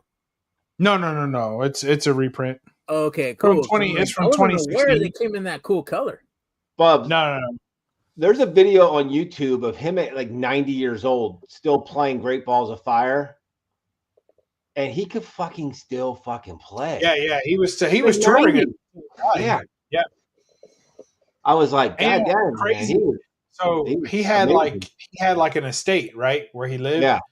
And before he died, like a year before he died, he was like, hey, if anybody wants my record collection, come get it. And he was there, and he just let everybody fucking come to his house, like the public. Like, he just said, anybody wants to come to my house, come on. And everybody came to his house, and he just took his albums, and he would just sign his albums and give them to people. Wow. Like, before he died. So he liquidated his whole collection, just gave it away, gave it to everybody, and signed whatever. If you wanted something signed, he signed it, gave it away. So that's probably what I'll do with my collection when I'm 97. Do you like Elvis? Do you like Elvis? I do like Elvis. All right, here we go. I have his greatest. I have like his greatest hits. Like, was it Elvis Gold? I think they're gold. Yeah, I think that's the one I have. Number one gold or something. Yeah, number one gold. Yeah. Maybe it's under P for Presley. Bubs upgraded his caster wheels. Nice. Oh yeah, they're nice. They're nice. Good old Elvi. Is this the one you've got? It was. Look at that. That might be I don't know though. I had it on CD. I didn't have it on album, but it had the new version of shit. What the hell was that song? Little Less Conversation. Yes, yeah. But it had the updated version that they used from that one casino movie. Yeah. Yeah. I had the newer version. Yeah. You're talking about this Ocean's 11. Yep, it was on that, right? Track, yeah. Yeah, it's on that. And this is my favorite vinyl record, color wise, and this has the Coronet vinyl. Check that out. That's pretty cool. Isn't that awesome? That is awesome, dude. Your camera is awesome. It looks crazy when it spins, Agu. Like it's like mesmerizing to watch it go on the turntable. It's really cool. There's the inside jacket. Hey, speaking of autographs, Lou Ferrigno is going to be at the comic shop No. Hey, next weekend. How much is he charging? A generic is 100. God Personalized. damn. Or no, hold on. Anyway, if you have a generic signature, it's more money. If it's personalized, it's less. I think Right. it's like yeah, that's what most people do, isn't it? yeah. All right, put Agu in here. We haven't said hello to him. Well, okay, so what? If you have a personalized because they know you're not going to sell it, so it's less. Is that what? Probably. It's Lou Ferrigno. It's his rules. Yeah. Well, like when I got signatures from Ed McGuinness for all my Hulk stuff, like he didn't charge me for anything that he said to Bub. Like anytime somebody says to Bub, I don't pay. Yeah. Nice. Well, Lou Ferrigno, I know he charges a pretty good chunk to sign anymore. Yeah, I didn't even know. Like I saw it on Instagram and I was like, what? And maybe because I didn't really go over next door to talk to him or whatever.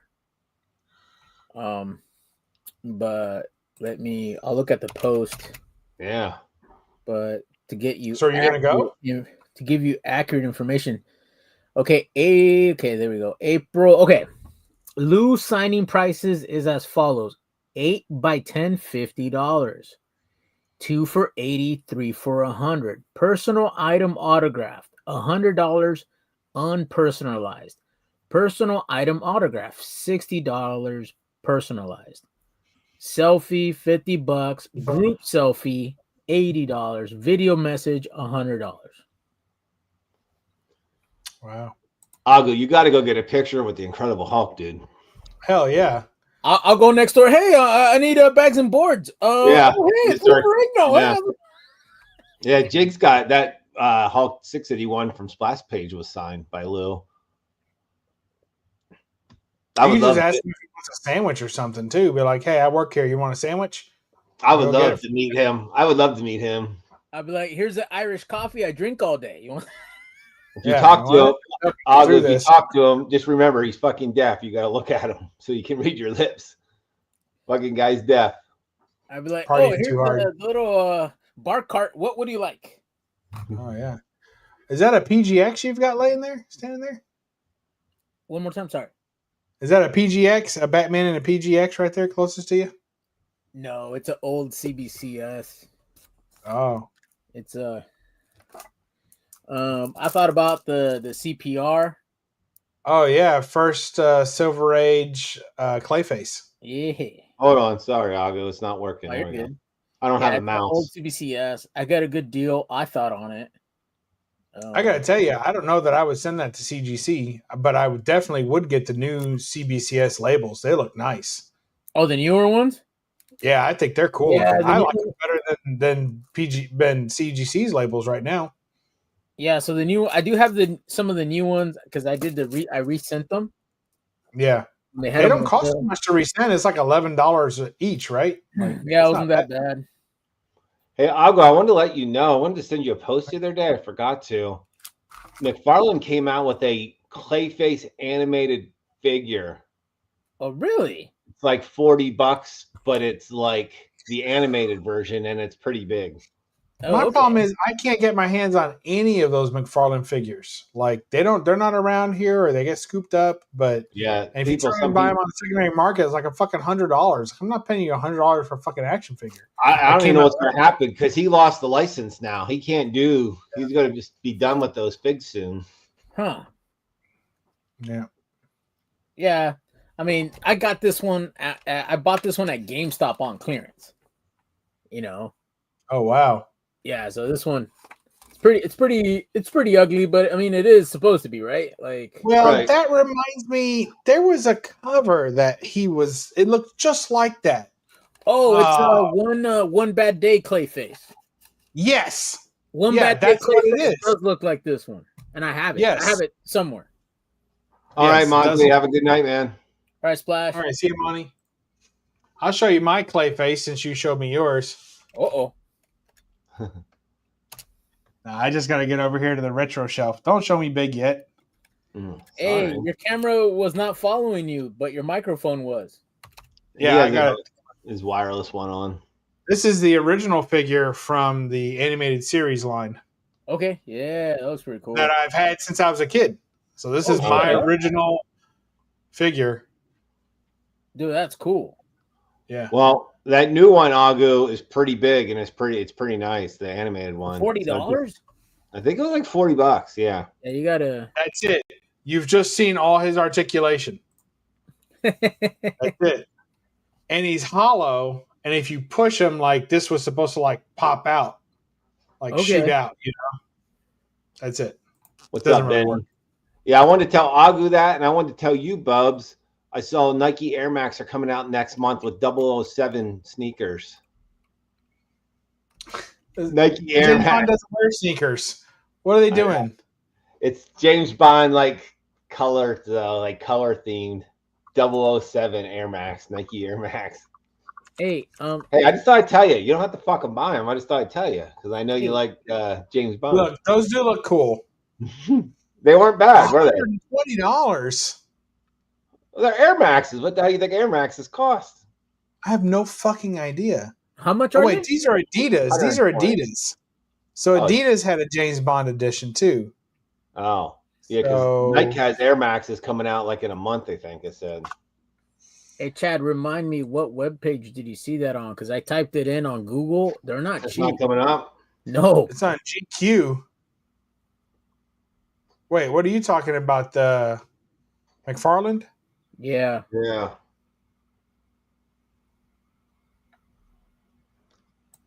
The ones I see are not cheap anyway. I do not like the Nike Air Max. Fucking, that looks like shit. Nike Air Max? Nike Air Max Golden Eyes. They look like shit. You don't like them? No, but I do like the Adidas one that came out not too long ago. That looks pretty cool. The Adidas, as they say across the pond. Adidas. Oh, Adidas. Damn. They don't look that cool. The Golden Eye. Yeah, it looks shitty. And I don't like when they make the laces the main feature because then when you wear it over time, those golden laces are going to get fucked up. And then when you try and replace them. I remember fat laces were in middle school. Yeah. Yeah, I never cared for them because I never fucked me up because you always had to turn them just right. Yep. Yeah, not a fan. Not a fan. Let me see. I sent you a text, Agu. They have it listed on eBay, but I don't even think it's out yet. They're saying it's for sale, but I thought they said in a month it would be out. But that's the one I saw. They're probably doing pre-orders. Oh, it has like a set. Okay. It has like different hands and shit. Because it probably has like the hammer hand, like the spiked hand, I'm assuming. Yeah, I remember seeing it. I wanted to get the Batman. I wanted to get the Superman. And yeah. The Bane. I was going to buy the Bane and I didn't. I saw it and I didn't buy it. And then all of a sudden you couldn't get it anymore. Yeah, I think it's bullshit. Dude, the Bane is so overpriced, in my opinion. What's up, Warlock? Yeah, I'm off Fridays and Saturdays, but what's up, Warlock? I usually only hang out on Fridays because I got to go to work Sunday, so I don't usually party. Oh my God, Mondo's got it for $260 on pre-order. No, do you see that's the one? That's the one I saw. That's the one I saw. That's the real big one. That's like a 1/6 scale. See that? Yeah, 1/6. Is that not it? No, that's not the one. I was talking about the McFarlane one. That Mondo's different. Yeah, that Mondo one looks cool, but not for that much. I don't like the McFarlane one. I hate the head. I think the jointed body looks like shit. He's too tall. Yeah, I don't like that Mondo one. No, I'm talking about the direct one. I know. You like the Mondo one though. Yeah, I like the Mondo one. Yeah, but I don't like the price on the Mondo one. No, I don't like the price, and I like the packaging of the McFarlane, and it's cool that they give you all the accessories, but it itself looks like shit. It looks like if I tried to make a toy, it would come out. No, it looks like it just got held out in the sun for a little while, and it just that looks like. You gotta look at it this way, though. he's done with the license. So is this shit? Some of this shit gonna be worth some money? I don't Oh, know. I don't worry about that. So I take hold on. most of mine out of All the the package anyway. animated series licenses. No, he lost Or is DC. it's just You the lost DC. Okay. No, he lost DC. Okay, Hasbro- well, okay. I wonder what's Is it gonna happen Hasbro here getting then. DC back or Hasbro? Right, is getting DC back. Okay, but what's gonna happen here? I pre-ordered the fucking 1-to-1 Dark Knight bust, but it's not supposed to come out to July. So does that mean that shit's gonna get canceled? No. He lost the renewal on the license, so everything that's scheduled to come out will still come out. He'll still be putting out toys for months. Okay, because I pre-ordered that, so it's like it doesn't come out till July. So I was hoping they just don't say, "Well, you're out." No, you'll still get that.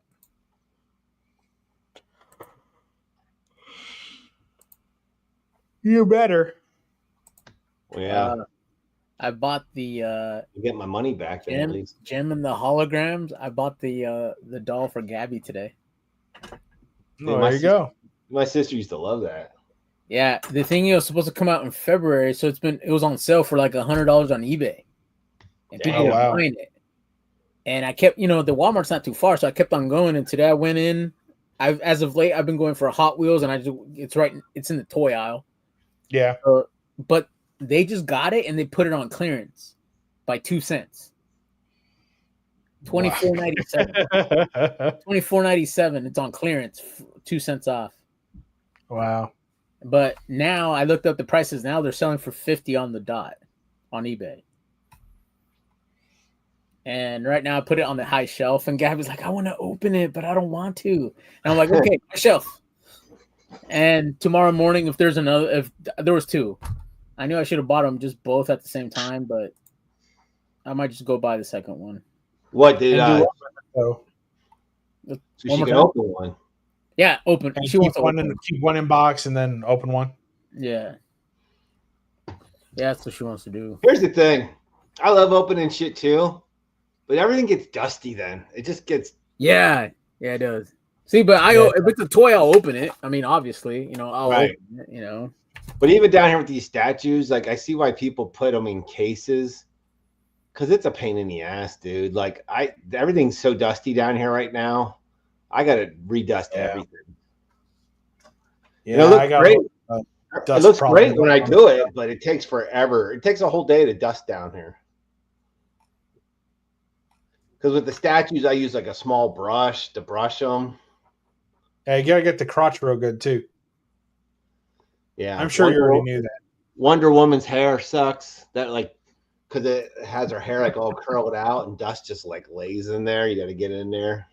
Oh yeah, dude, Chad. When I try to dust this guy and the one you gave me, I'm just afraid I'm gonna break it. Like I'm afraid I'm gonna break them. I know. Oh, is that the black and white one? Yeah, it's the black and white. Yeah, that's badass. Yeah, I like that one. Oh yeah. Yeah, but those parts look, I know, delicate a little bit. They're so thin; they thin out so much on the tips. Yeah, I'd be careful with that. Yeah. I was just showing you how dusty my shit is. Yeah. Oh, look, Bub's got some Hot Wheels too. Here's a Hot Wheels track. Nice. Oh, you got that Optimus? Where'd you find that? Dollar General, dude. He found it at Dollar General. He opened it. One that found it at the Dollar General. I was telling Rod somebody found it at the Dollar General was you. Yeah. There's some more She-Hulk if Z's still here. It's a She-Hulk car. He's probably whacking it right now. Dude, I saw the She-Hulk one, but I think that was a $5 version. I didn't want it. You got the Punisher at a car? I didn't know that. Yeah, isn't that cool? Oh, dude, that's cool. I have not seen that one. Yeah, I've never seen that before. Yeah, here's a Wolverine car. Oh, yeah. Was that other one a Mandalorian car? Yeah. That's what I thought I saw a Mandalorian over there on the far right. Over there. Mando. What's that? Is that a stormtrooper in front of it? Or is that Batman? No, that's Batman. A Batmobile. Oh, and there's the old animated gold. Oh, dude, there's Kit. There's Kit. Yeah, Kit. Kit, yeah. Some more Batmobiles. Damn, I never knew you had all those. There's another animated. Dude, there's another animated. Would you buy every color or scheme they had? Yeah, every color scheme they had. They do like 5 a year, Chad. Here's a quick zoom. There you go. Clearly, I've got a big space there I didn't know I had. Here, I thought I rented a room and I had this big, long fucking track with nothing on it. Yeah. And I went and put another track because I ran out of space. Yeah. What the fuck? That's fine. Now, I never even knew you had those cars up there. I've seen these statues, but I just never even noticed the cars. Well, I never noticed you had I've been working on the cars for a couple months. Yeah. I never knew you had those Universal monsters either. I never saw them. Dude, I like that blue Batmobile. It looks pretty cool. Yeah, I've got a couple more. I've got almost a whole set of those. They're cool. And that's Hot Toys, maybe, or Showcase? Oh, that's a Sideshow, probably. Sideshow. Yeah. I love that Gypsy Danger.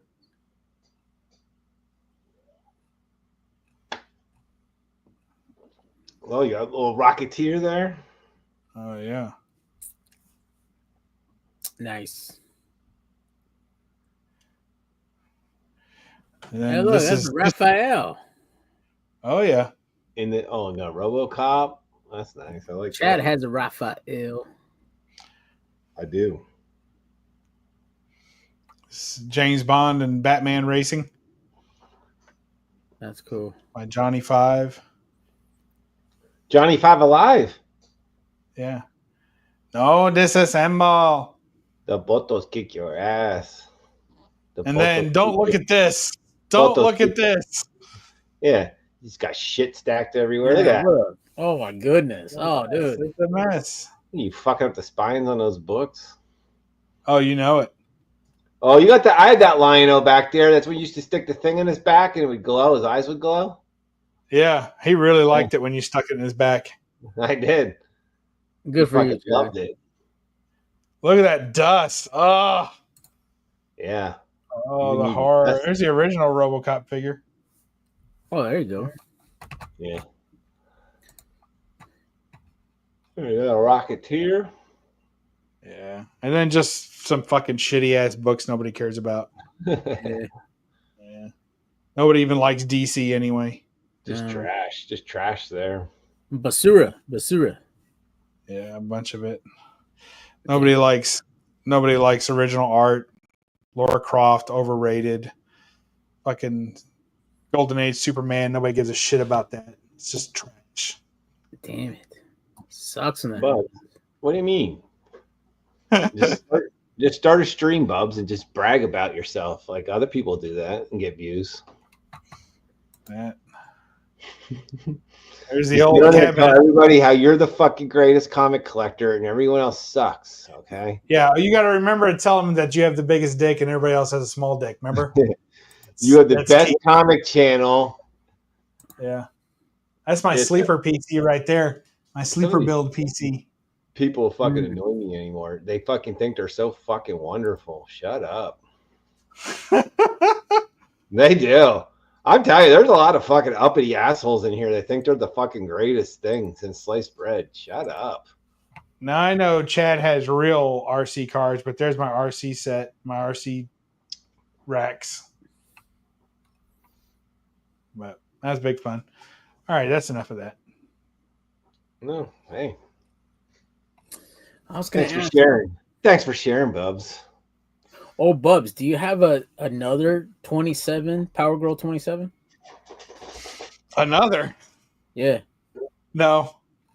I tell you what, though, my brother came to visit one time, and he was like, he doesn't know.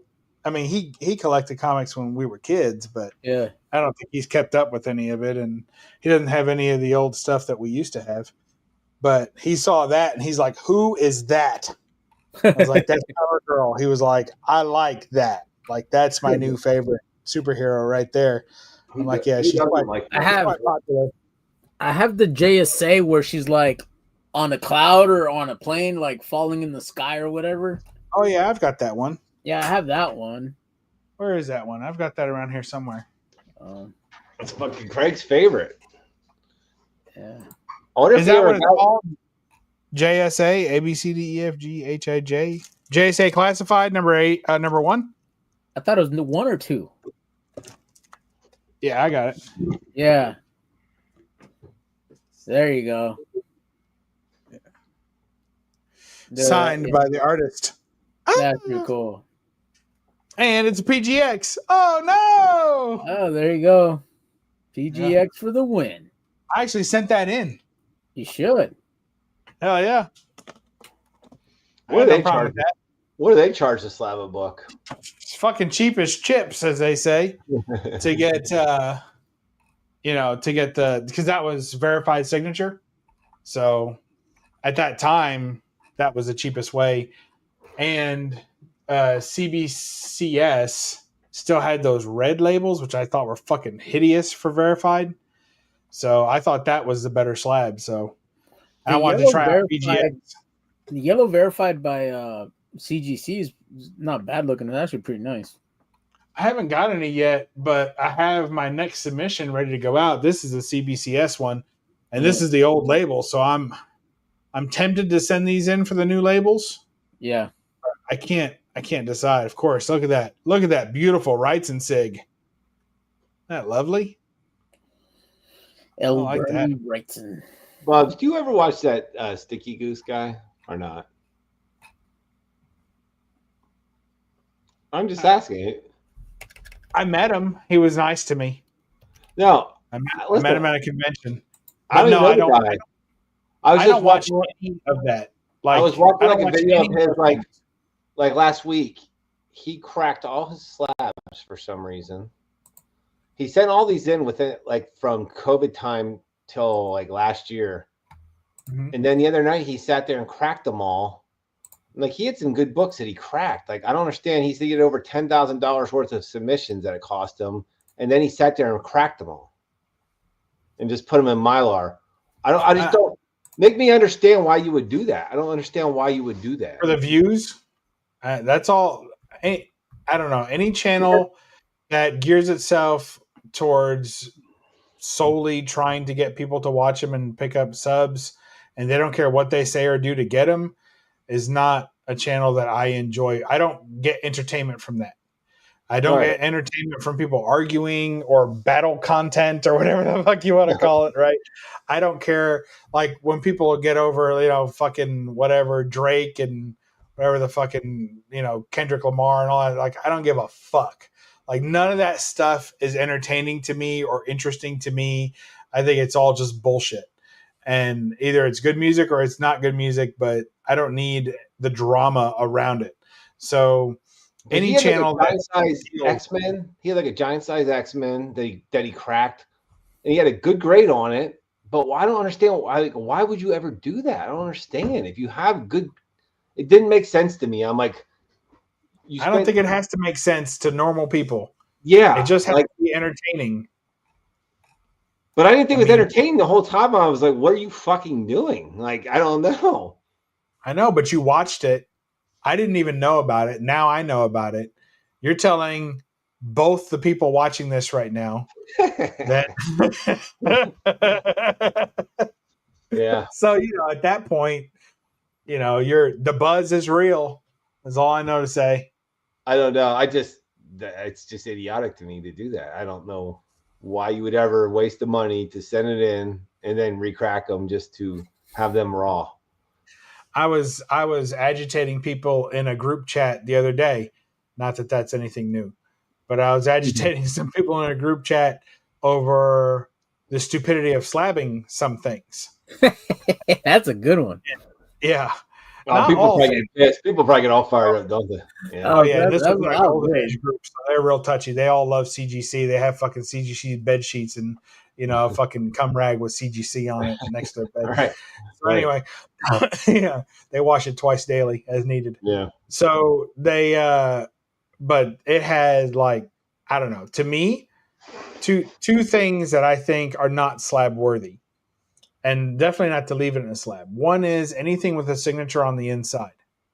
So if it's a signed book, on the interior of the book, and then you slab it, but it's already in your personal collection. So in other words, because you can get it authenticated without slabbing it. So that's not a good enough reason to me. And if you're going to sell it, then you should probably take some pictures of it first, at least, then slab it, then sell it. And then if somebody wants to crack it, they can. And if not, then, whatever. At least they know what the signature looks like. but so many people sell or try to sell slabbed books that are allegedly, is all I can say, signed on the inside, but they're in a slab, and then people buy them and they never even crack the slab to see the signature. Like, who are you saving this for? Like, it reminds me of my grandmother, putting plastic on the furniture. Like, what the hell are you doing? Like, whose ass are you saving it for to sit on this couch? The rest of us have to be so fucking uncomfortable. Like, you want to live like this? So, signed by X on first page. Yeah, I think that's absolutely ridiculous. That's all you get, And that kind of hit home for me when I was hunting Dave Stevens signatures, because he was still in an era when most of those are signed on the interior. So there's very few cover signed Dave Stevens signatures, and even less of his signature, like his proper signature. Here's my question to you though. Okay. So say, you have a giant size X-Men. You wanted it. Did you buy that raw and have it slabbed? This one? Yes. No, I bought it slabbed already. Okay. So if that had a grade of a 7.5, would you ever crack that just to have it raw? It was already graded a 7.5. No. Yeah. It depends. What do you want the raw for? Like, if what you want from the raw is to be able to read it, there's a shit ton of reprints. And if of this book, and if what you wanted raw was so that you could read a real raw copy, then buy a 1.0 or a 2.0 and read that. Well, leave it raw. Okay.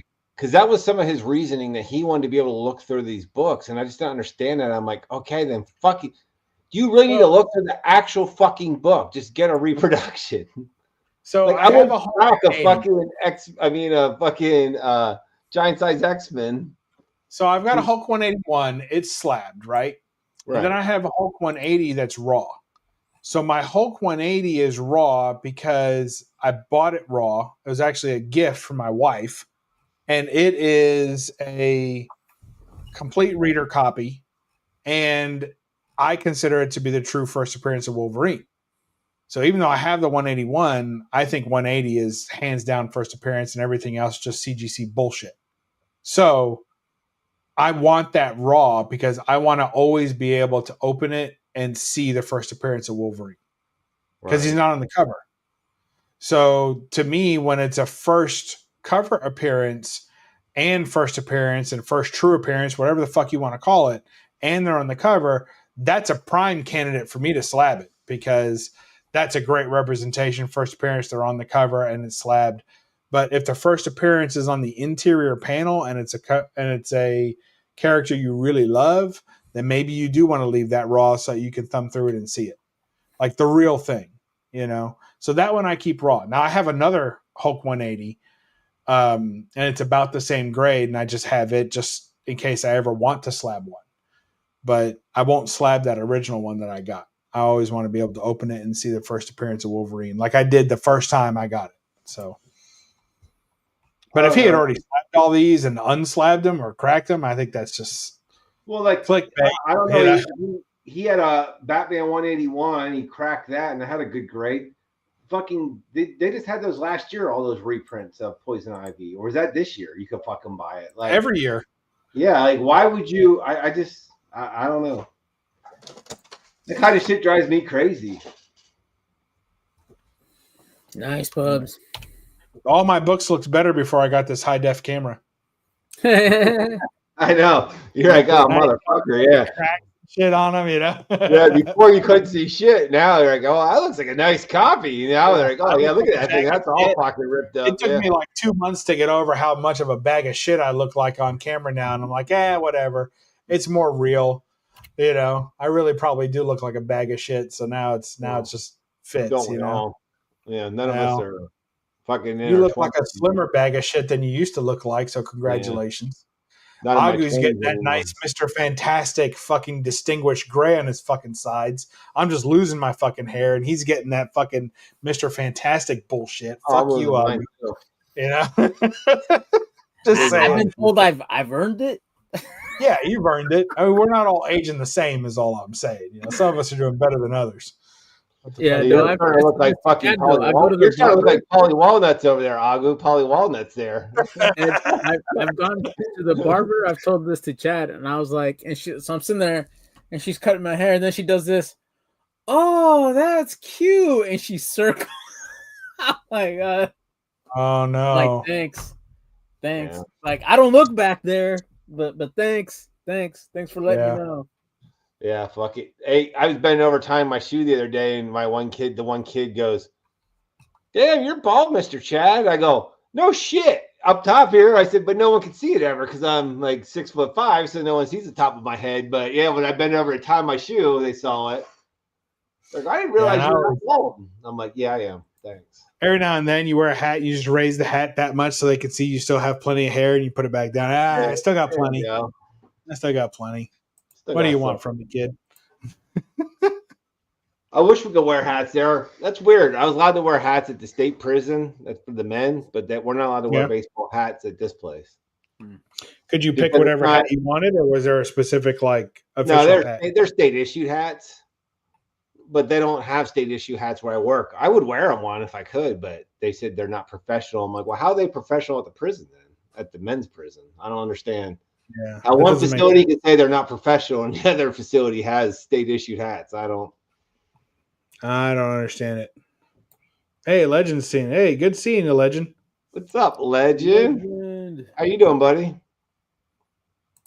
Oh shit. Yeah, he got his new computer parts in. Have you put them together yet? Who did?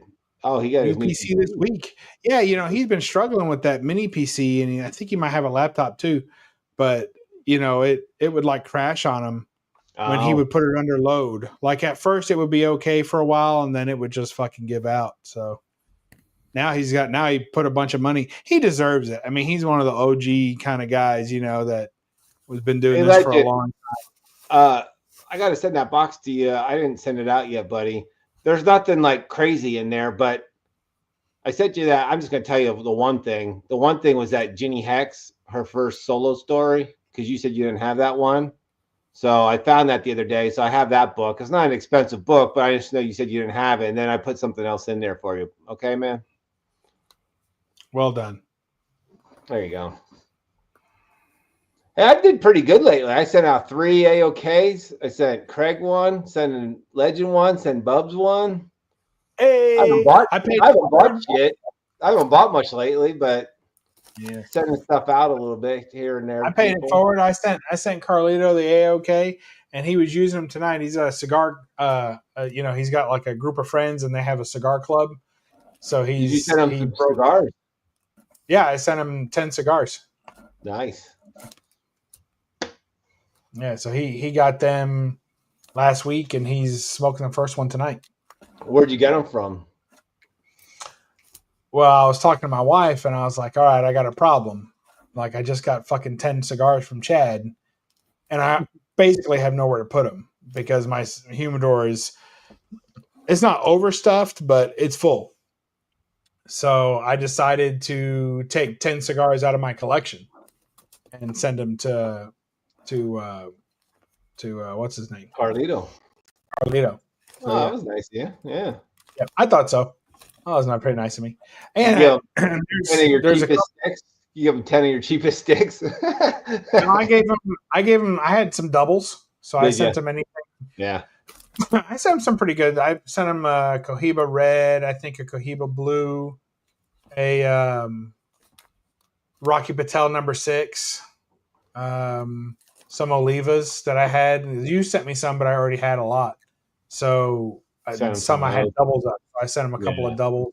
Yeah, I know that one number you said you had some of them already. Yeah, but I was low on the Connecticut's, and I love that one. So that worked out good because I was down. I think I was down to 1. So I have a whole bottom shelf is Oliva, and then center shelf is Davidoff, and then top shelf is a mix of Davidoff and Macanudo because my dad smokes Macanudos. So I keep that in stock for him when he comes over.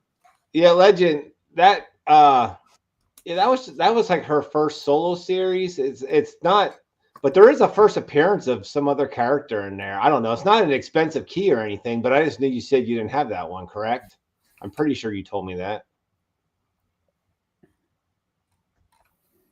It was from just a couple of years ago when it came out, like maybe 2022 or 2021.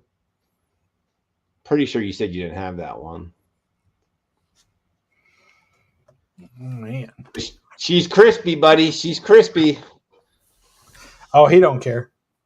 So they get deep fried, like It'll go with his like he said, in his Jonah Hex box. Yeah, it's just that one shot. Yep. That's the one. Yeah, there was another first appearance, but I looked it up. I'm like, who the fuck is that guy? I don't remember that guy in the story. Whatever. Did you like that movie? You know, I had never seen it, and I watched it for the first time maybe a year ago. It could have been worse. Yeah, it wasn't. You know, like pretty much any excuse to watch what's her name? Mega Fox. Yeah, I mean that was a good. She's so fucking. That was hot. a good excuse. Did you ever see that, Agu? Jonah Hex? what movie? Jonah Hex. Oh no, I saw the poster. This whole poster was nice, but I've never seen it. Yeah, she's so fucking hot, Mega Fox. I mean, yeah, he's pretty ugly in that movie, though. You definitely got to get through looking at him. Yeah, but it's so good. The rest of it, but the movie itself was just okay. You know, It's one of those things where I don't know what people want out of a movie. Like, what did you want? It's Jonah Hex. It's a fucking comic book western. Like, what was this supposed to be? Like, did you think this was Academy Award winning Jonah Hex? Like, what were you looking for here? Well, I remember when Disney launched The Lone Ranger and everyone shit on it. Did you watch that? It was okay. I didn't think it was that fucking bad. Well, Johnny Depp was terrible. Like, that whole thing was unwatchable. Well, I think the whole thing was that they sunk a ton of money into that movie, and I don't think they got the return that they were looking for. But I still don't think it was. But I don't know. I don't know what people want from these movies. It's the fucking Lone Ranger. Like, yeah, I feel the same way when people complain, like people giving Snow White a lot of shit. I'm like, it's fucking Snow White. What are you doing? Like, do you think this movie is for you?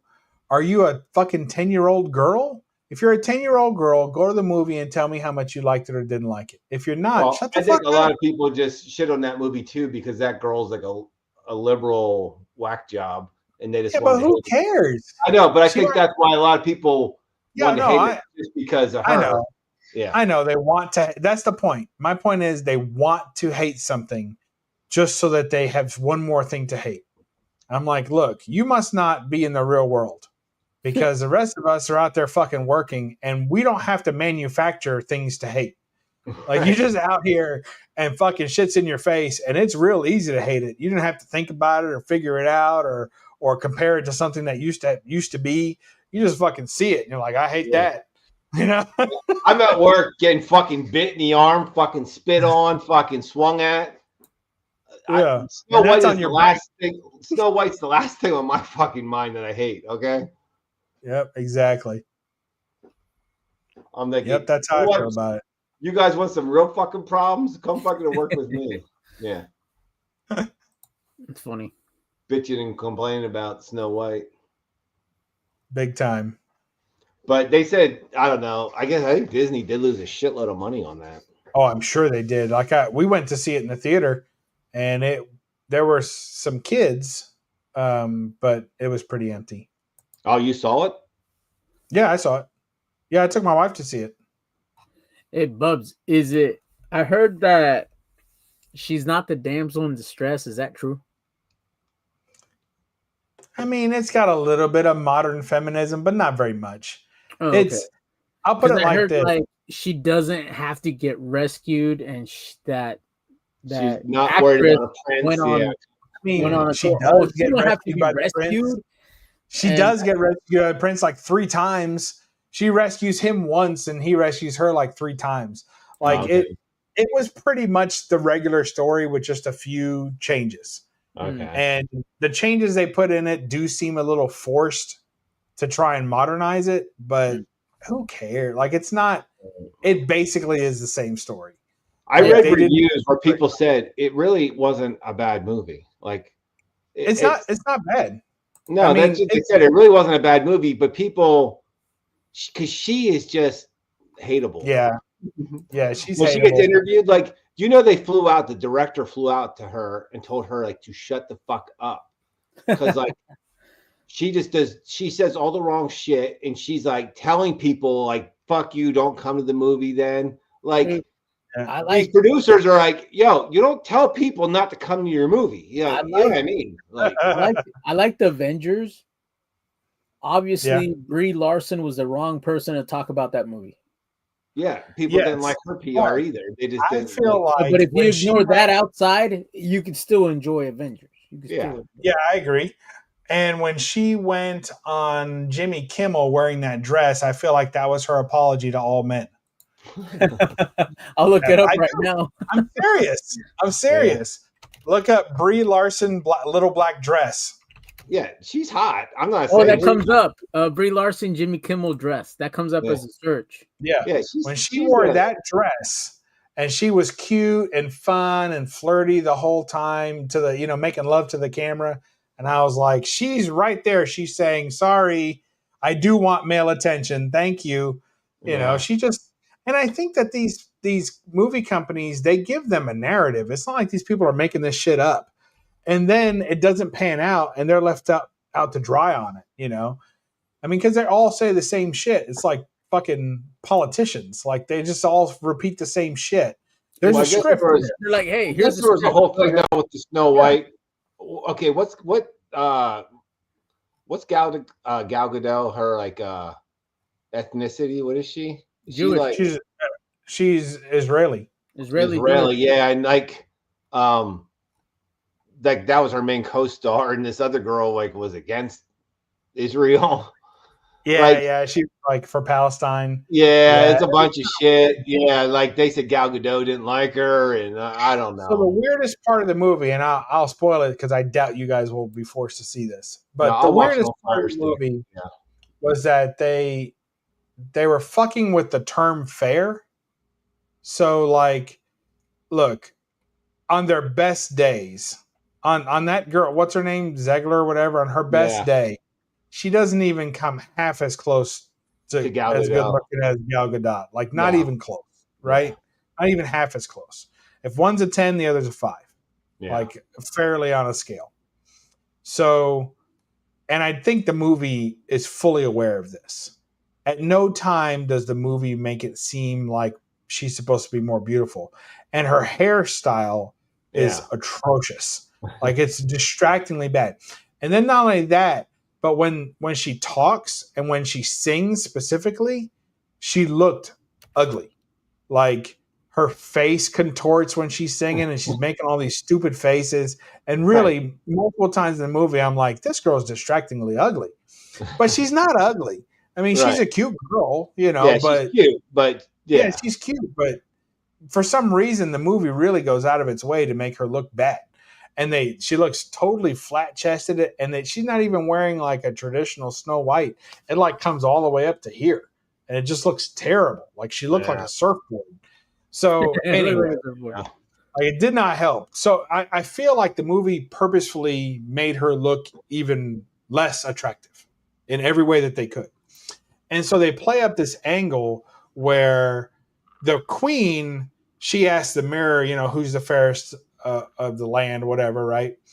And he always says her, and then finally he says, oh no, actually Snow White is the fairest. Right. Well, she's definitely not fairer in skin, right? So what they were going with was that Snow White was fair of heart, meaning she was good to people and she was just with people. Oh. She was a just leader of the people.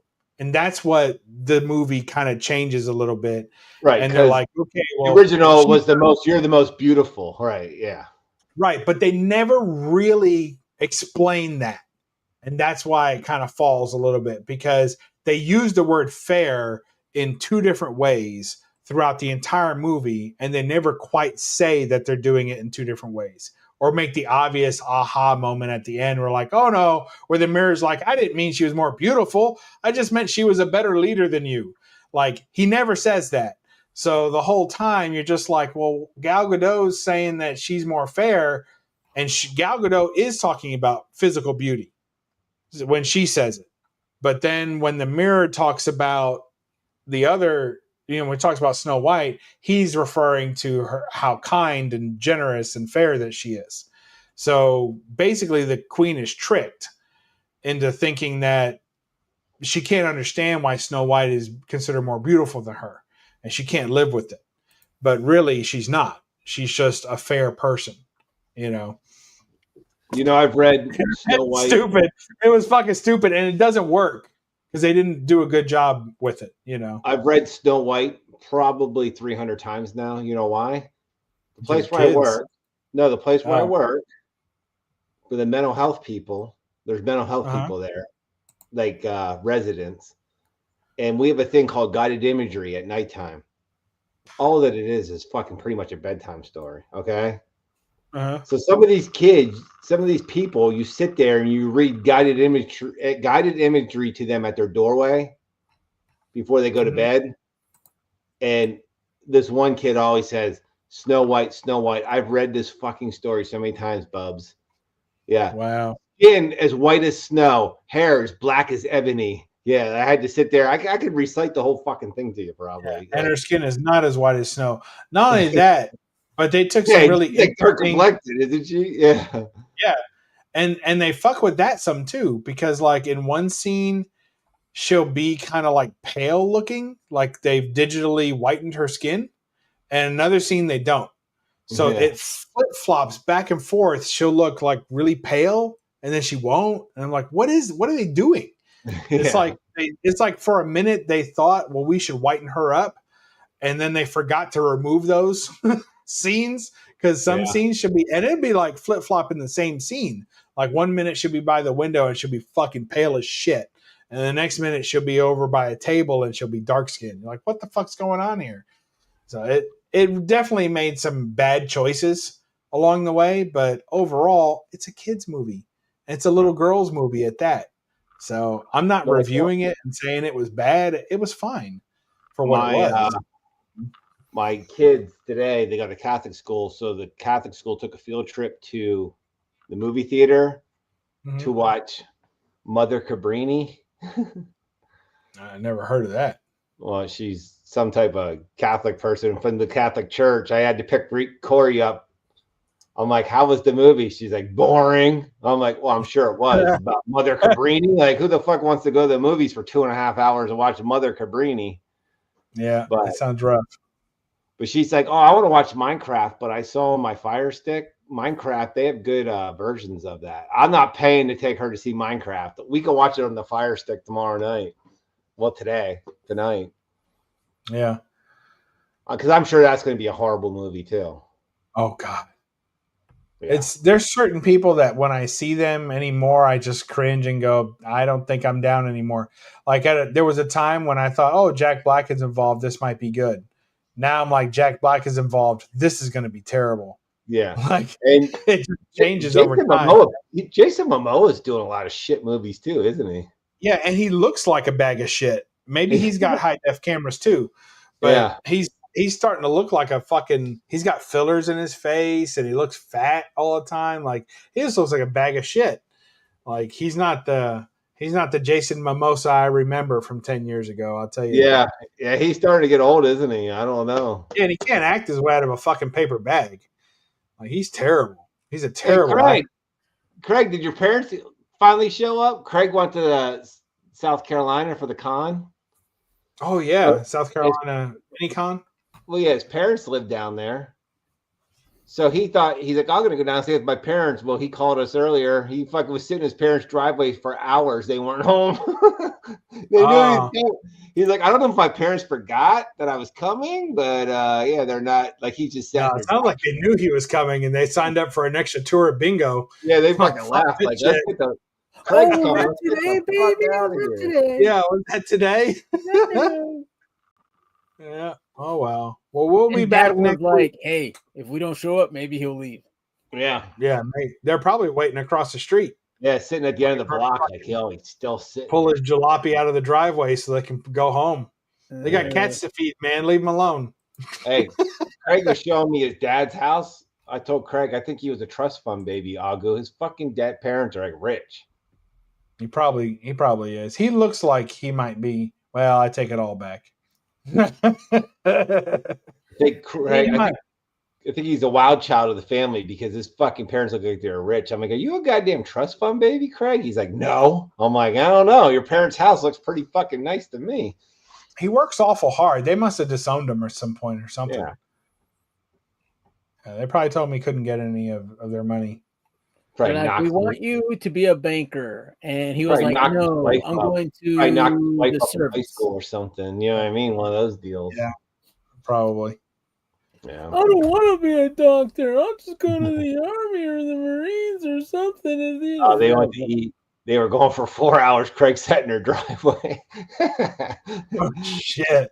He was like reading comic books. I was trying to talk to him in the chat because I felt bad for him because he's just sitting there. I was trying to talk to him for a while. And then, I got bored. I couldn't talk anymore. Yeah, the sign to his parents' house said his first initial Esquire or something like that. I thought I read.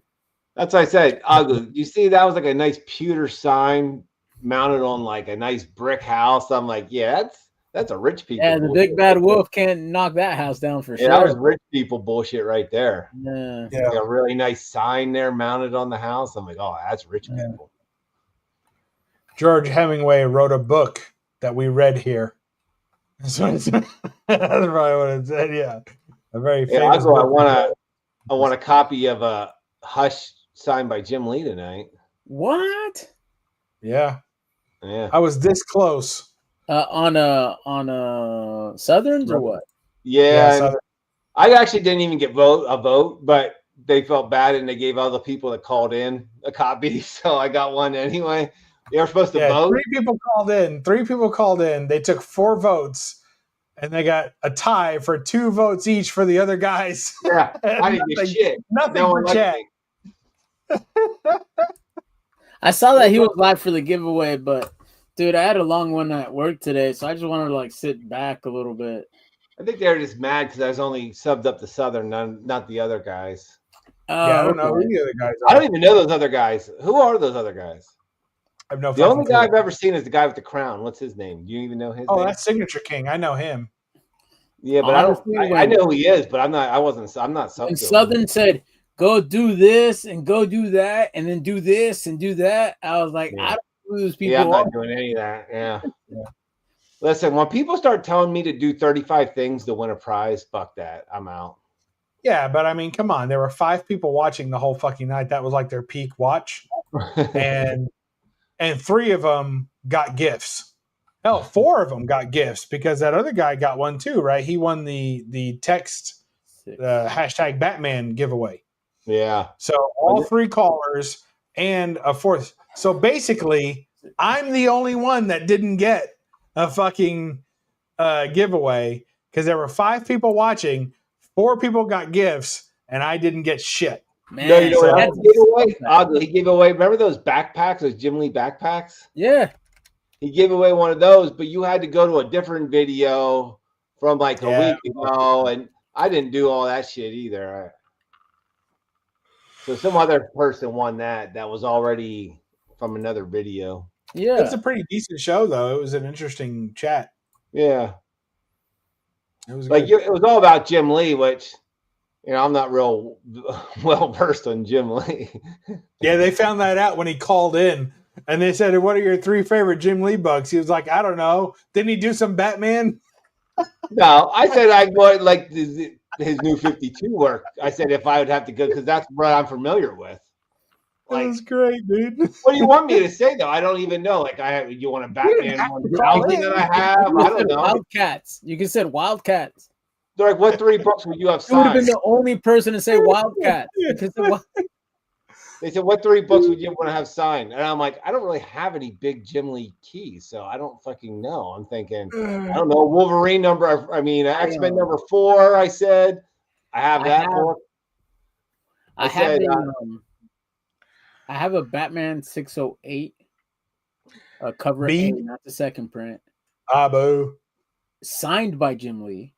Oh, there you go. Yay. And I bought it. I don't know if it's real. I bought it in an auction here, like on YouTube.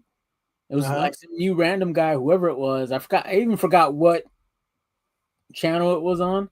But since he was new, nobody was bidding on it. So I bought it for $10.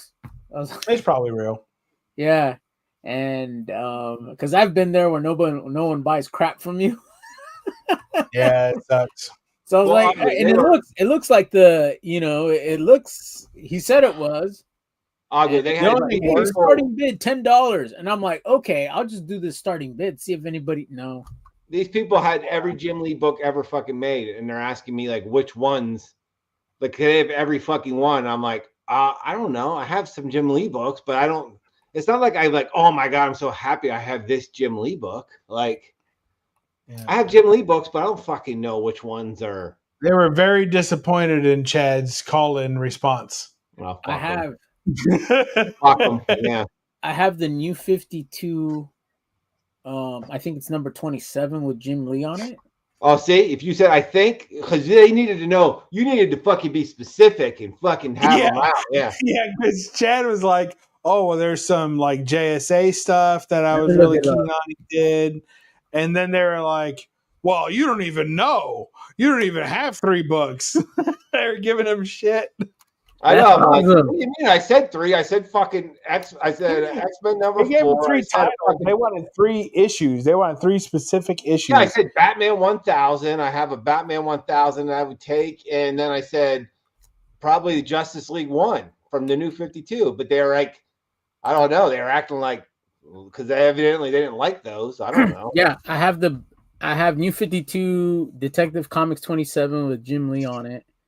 I have that one. That one's pretty cool. And then I got to look it up. I have more than one. Obviously, more than one. That's what I was saying. But they're like, no, you need to fucking know. Like, you need to know what's your favorite book. Like, yeah. Yeah, and I would struggle too because I got the 608B, the Batman 608B. That definitely. I would definitely also want the companion Superman, but I struggle with the number. I think it's 209 or 206 or 204. I forget the number of that one, but he's standing on a gargoyle too or whatever. And they face each other. Yeah, or apart from each other. Like I usually do them facing away when I set them up. Oh, okay, yeah, exactly. Yeah. And allegedly there's a Wonder Woman that goes in between, but I don't think it really fits with the theme. But there is a Wonder Woman book that I have that's a Jim Lee book that I absolutely love, where she's kind of reaching out. And but I don't know the fucking number on that. So I mean, they're drilling me down. Those are the 3 books I'd get signed. I felt like I got grilled more than the other. That one guy said he didn't even like fucking Jim Lee. Yeah, and they voted him. Yeah, 2 of them voted for him. Even though he said he didn't like Jim Lee, at least he was honest about it. As they said. Yeah. The guy with the crown goes like this. I turn my camera on. He's like, "Oh, he has sports. We're not voting for him." I'm thinking, "Fuck you, buddy." I bought the New 52 variant with Jim Lee, number 2 with Jim Lee on it from Discovery. Oh yeah, Disco. Yeah, and and it was when he was new and no one was buying books from him. So I bought the slab. I think at the time it was like $120 slab or whatever. Is it 208 or 204? 204. Hey, I said 206, 209, you said or 204. And you skipped 208. Yeah, then they had that Batman cover that looks the same almost as that. Is the Superman one. Yeah, so I would take the 608B. So I would take both of those. Yeah. And then there's a Wonder Woman cover that I really like. Jim Lee's, because I already have an X-Men 1 signed by Jim Lee, so I probably wouldn't get another X-Men. Well, they're saying he charges $60 an autograph now, Agu. That's what they said. Yeah. I remember he used to do 3 for $100 on a pass. Well, yeah, because you have to do 3, right? Books from him. One more time. Somebody told me. Somebody said that the other night in the stream that he won't just sign one book. He requires you to do like 3. Yeah, each time I've seen him at a con, it's like the 3 for $100 price. That's what Yeah, I've. so now they want what 180. You got to do 100. He's charging 60 a piece. Damn. That's a lot of money. Yeah. Speaking I don't know about that. Yeah, I'm not paying $180. Sorry, Jim. And you have to do it? I think he requires that. Yeah. That's crazy, dude. I like some of his covers, but like he's not my favorite artist. You know what I mean? Like you better not tell him that. Dude, I'd rather have a picture with Ming Chen than yeah. Yeah, I mean I'll do your razor. Yeah, I know. I have some Jim Lee covers I like, but yeah, I don't know. I'm not probably going to do that. Yeah. I'm trying to find that one Wonder Woman Jim Lee that I like so well. Oh yeah, there you go, Craig. I'm trying to think. I'm starting to think it might not be a Wonder Woman. Maybe it's a Justice League book or something. Probably is a Justice League. Yeah, probably is. Because he did the first Justice League, wasn't he? I think he did the first 10 issues of Justice League, didn't he? Yeah, I bet that's what it is. Yeah. Boy, they'd have fucking roasted my ass. Yeah. You could have gone with X-Men number 5 or 1. That's the most popular Jim. Listen, I felt like they were busting my balls the most. I'm like, what the fuck? Yeah, at least I had an autograph print of Jim Lee that I showed. Yeah, it's a Justice League. Yeah. Oh, you could have gone with Batman 50, The Wedding. That's a Jim Lee cover. Well, he did pretty much I have all the Batman Catwoman ones too that they did like from a couple years ago. He did all those covers. Yeah. Yeah. I don't know. Listen. Oh, do you want to take another stab at it? I'm sure he'd let you. No, I don't give a fuck. He's like, who's your favorite artist? I'm like, Lee Bermejo, not fucking Jim Lee. They like that answer. Yeah. That guy's like, yo, he's fire. I don't even know who that guy is. Do you know that guy, folks? Lee Bermejo? Hey, people still use the word fire. The guy that was the guy that was hosting the black guy. I don't know either one of those guys. I don't either. I know Signature King some, but yeah, there's my Jim Lee signed X-Men 1. Hold on, buddy. Yeah, I was gonna say X-Men 1. See, I like that. Yeah, I don't have X-Men 1. There's him. Damn, he looks like he's like 20 years old there, doesn't he? Yeah. So maybe I would get the rest of them signed instead of getting any of the others. I don't know. I definitely would want my 608B and my 204 Superman signed. Those are definite. Then the others. Next week, you guys can go on and fucking get grilled. I don't know. They're doing Alex Ross next week. I'm out. They don't want me there. I would just be mean. Yeah, I have some Alex Ross covers, but not a lot. I tell you what really fucked me up on Alex Ross was when I started selling books and found out that Alex Ross is probably the most popular artist that nobody fucking buys his shit. You can have Alex Ross shit out the ass. You can have a whole bin of Alex Ross shit and nobody fucking buys it. Nobody buys Alex Ross. Yeah. Now, people who shop on Wednesdays at a comic shop, they're picking up Alex Ross as it comes out. Yeah. But collectors, right? Investors or older collectors, they don't give a fuck about Alex Ross. So maybe his time will come in the next 20, 30 years, but right now, you can't give away Alex Ross covers. Even the cool that you love, nobody fucking buys them. That X-Men number 1 was nice, though. I like that. Oh, he's got ones that I like. Yeah. Oh, you mean Jim Lee? Yeah, Jim Lee. But I was just saying, I was trying to think of what I have, and I was like, oh fuck, I don't know. I don't have many fucking Jim Lee books. I only have a couple. I have some Batman ones that aren't worth shit. They're just like fucking dollar books, probably.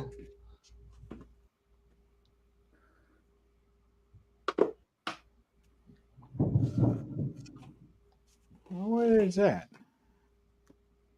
They were asking too, like people's Mount Rushmore of artists. Do you have a Mount Rushmore, Agu? No, Or your favorite artist? Who's your Mount Rushmore of artists? I don't know, man. Like, I think it changes. I mean, Alex Ross signed Game of Thrones, #1. oh, there you go. I think it's the only Ross signature I have. Bruce Timm. Oh yeah, You know, he has to be like up him? there. Terry Dotson, because I've met him. Each time he's like so nice. yeah, he's a Yeah, nice guy. And he's a local Rachel. guy. Rachel's Yeah, you nice like too. Yeah, Rachel's really nice too.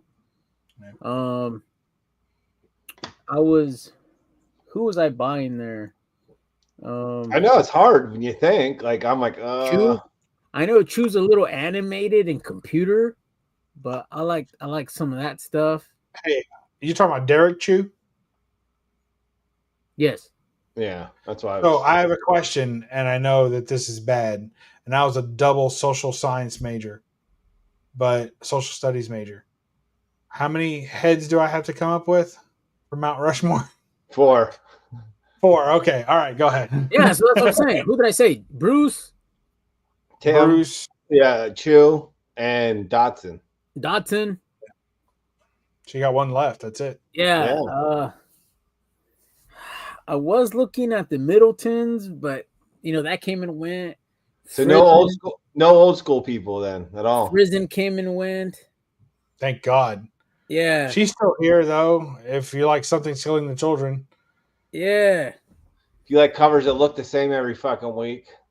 Right? Yeah. I think they do. I mean, exactly the same. Yeah. Looks like the same mugshot. Yeah. Fucking terrible. You don't like any old school people at all, Agu? Like my only old school I said was McFarlane. Because I was just trying to think. I guess when they started, yes, because they had lots of detail when they started. Maybe because they had pen and paper or something. I know Bubs is going to say Hughes for one. I don't know. I struggle with that. Yeah. Because I struggle with Hughes and Frank Cho. Like, right. I like some Cho stuff too. I do like some Cho stuff. I would put Adam Hughes, Greg Land, and Frank Cho all in one head. And if I can't, then I don't know that I would put any of them. What about Linzer? Fuck him. He's terrible. He's another one draws the same fucking picture every time. That's what I'm saying. Is he all? But Oh my God, dude. Well, I don't know. Carmine Infantino covers from the 60s. Ooh. Yeah, he's got some banging covers, man. If I want to go that route. That's classic DC. Yeah. So I'll probably go. There we go. Infantino. That's pretty good. Yeah.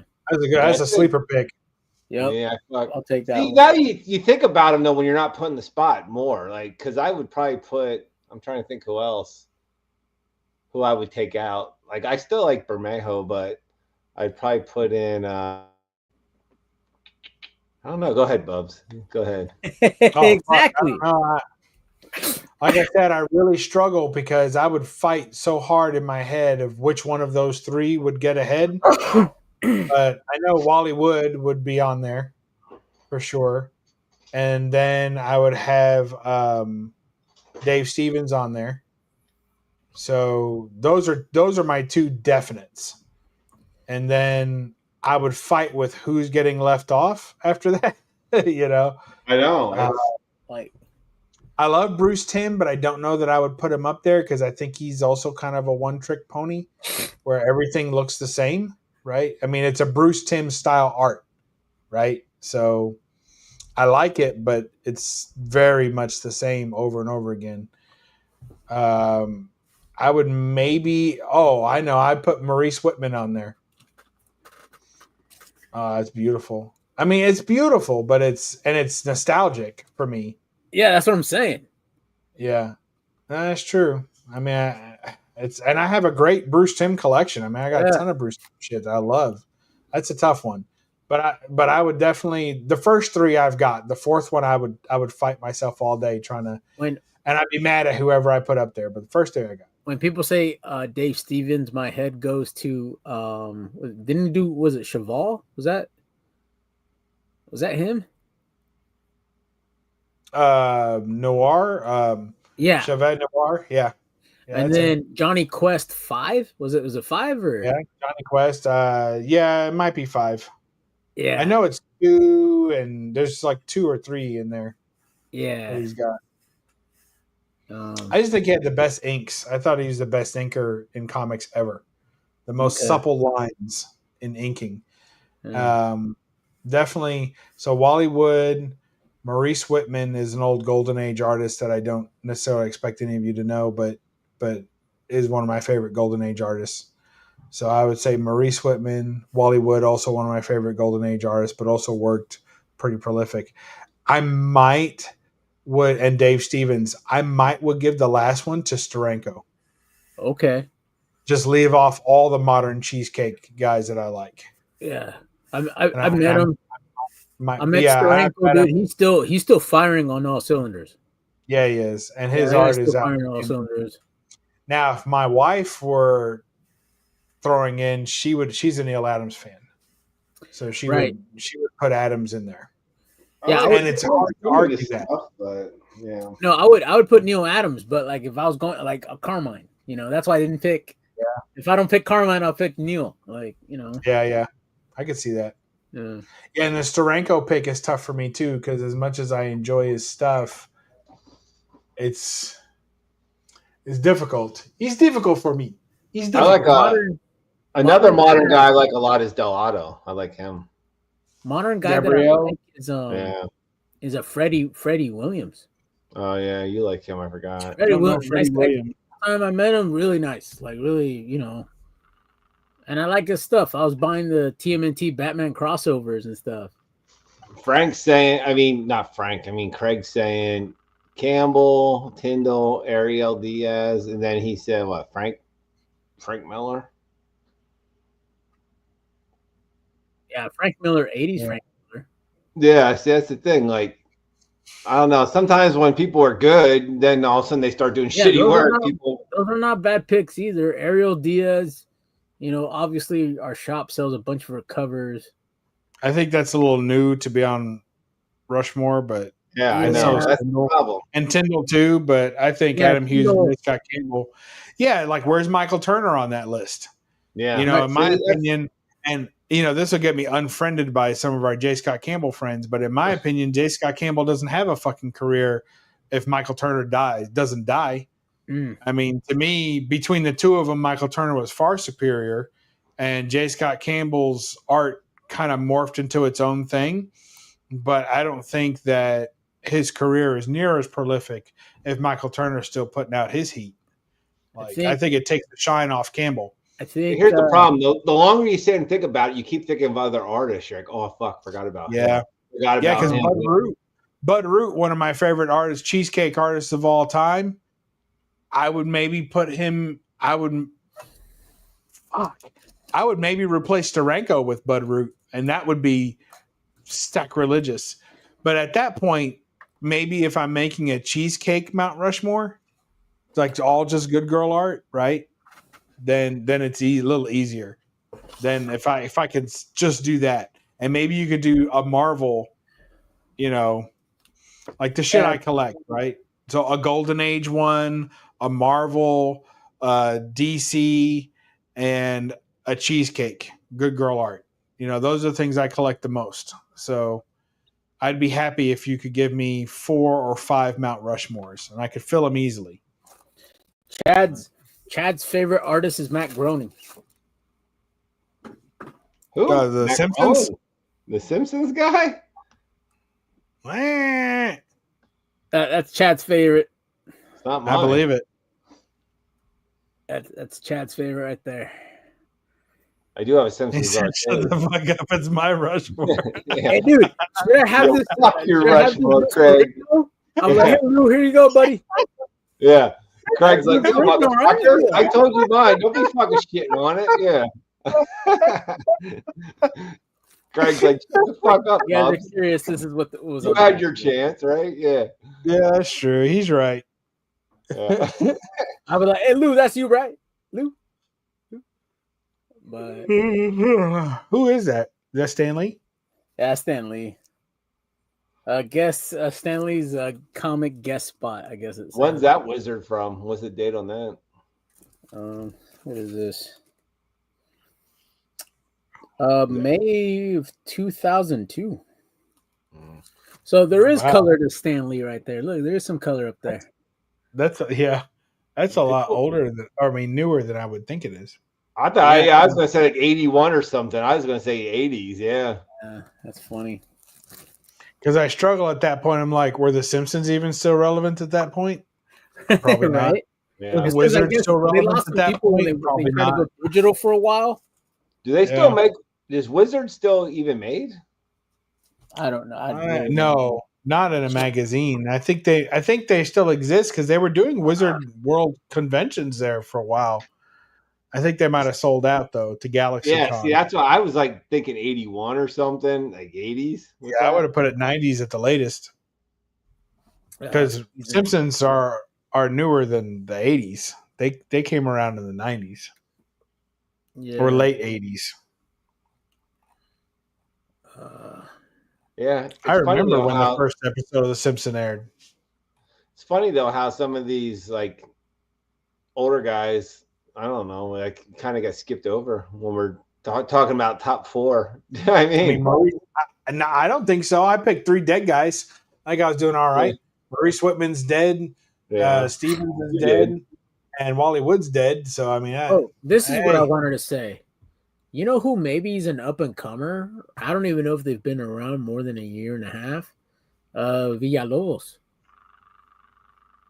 You know, I guess so. But he's just an Adam Hughes clone. That's what I'm saying. He's an Adam Hughes-esque, though. He's the J. Scott Campbell to Michael Turner. And when you said that, that's what prompted me to think that way. When you said so like Fan Expo, that's right, Craig. Fan Expo. I don't know what I said. When you see Bubs, when you see like a Scotty Young, do you just think that's like a gimmick? Scotty Young? Yeah. You think he's like a gimmick? He's like a gimmick artist then, kind of, or what? Well, honestly, and I don't want to get Agu mad, but I think it is kind of like Bruce Timm. So Bruce Timm has an art style, right? And he can take anything and draw it in a Bruce Timm style. And that's what Scotty Young's doing. Right. He has a style, and he can take anything and put it in a Scotty Young style. Now, personally, I would put Bruce Timm style up here, and I put Scotty Young style down here. But the concept that they take anything and draw it their way is a certain way to look at it to me. I also feel that way about Jay Lee. Now, some people love Jay Lee art. I think it's terrible, mostly. I met the guy. Super nice guy. Super nice, super sweet guy. But I think that his art is just not for me. But he certainly has a style that when you see Jay Lee stuff, you're like, that's Jay Lee art. You know, that's the ones that I can always tell. I can tell, I can usually tell a Ross. I can tell a Campbell. I could tell a Momoko just by looking. I can tell a Scotty Young and a Rose Besh. I can fucking every time I see that, I know exactly who they are. You know what I mean? Yeah. By that case though, I can usually spot a Jim Lee. I can usually spot a Jenny Frizen. I can spot an Adam Hughes. I mean, they all have their styles, but there's something quite gimmicky about Scotty Young's version of doing it. Yeah. There's something quite gimmicky about Bruce Timm's version of doing it too. That he's not really going for a realistic look. He's going for a very highly stylized, cartoonish look. Right. Right. I mean, it's a little different. As much as I enjoy the Bruce Timm stuff so much more than the Scotty Young stuff. So also Scotty Young books, unlike the guy Alex Ross. Unlike Alex Ross, Scotty Young shit does sell. Now you got a box of Scotty Young shit. Someone's going to walk through and buy half of it. Yeah. The person behind him is going to walk through and buy the other half. Now they don't want to pay a lot because usually Scotty Young collectors don't have jobs, but they will they except they for Don will Dizzle. buy. Except for Don Dizzle, he has a job. Yeah, he has a job, but they're usually like. But he also already has all those books, and he's not gonna buy from my box, right? So, but the ones who are buying the more common ones, they want them for like $1, $2, $3 max. So it's not big money, but it's money. You know what's weird though, because there were some Scotty Young one. I think when he first came out, it was something different. I think a lot of people bought it because it was different. Like a lot of people were like, oh, that's different. It was a different art, but there's so much of it now. Fuck, I still have some. I still have some Scotty Young stuff. I mean, I didn't get rid of all of it, but I got rid of a lot of it, and a lot of people get rid of a lot of it. That's the thing, is that you can find it everywhere because people buy it, they get sick of it. You end up, and there's so much. Some of these artists are so prolific that if you bought everything they put out, your entire collection could be that one artist. Because they're just pumping shit out every fucking week. Well, yeah, he's got fucking multiple covers a week, it seems like. I mean, Scotty Young covers look like something you'd pick up at a convention. You just be like, hey, I need you to draw me a Hulk real quick. I mean, his whole fucking cover looks like a Remark. With color. Yeah, you're right. It does. He's pumping out these fucking things like he's probably sitting on his fucking toilet. That's what That's what I was gonna say about Scotty Young. It reminds me of the vendor at the Santa Monica Pier. Like, hey, dude, can you draw this? Yeah. Like I got you. Yeah, it's like, okay, I got you. Oh, you want to? Yeah, it's a caricature. It's a caricature of a character. Yes. Yeah. But you're right. Some people like they eat that shit up. He was kind of like the first person to do that shit, though. Kind of, they got hit it like kind of big with it, wasn't he? Like, yeah. I would agree. I would say that he's the first person to really run away with it. Yeah. And still putting them out, and people still buying them. So it is what it is. Plus, he doesn't have that book. And, sometimes that hurts an artist.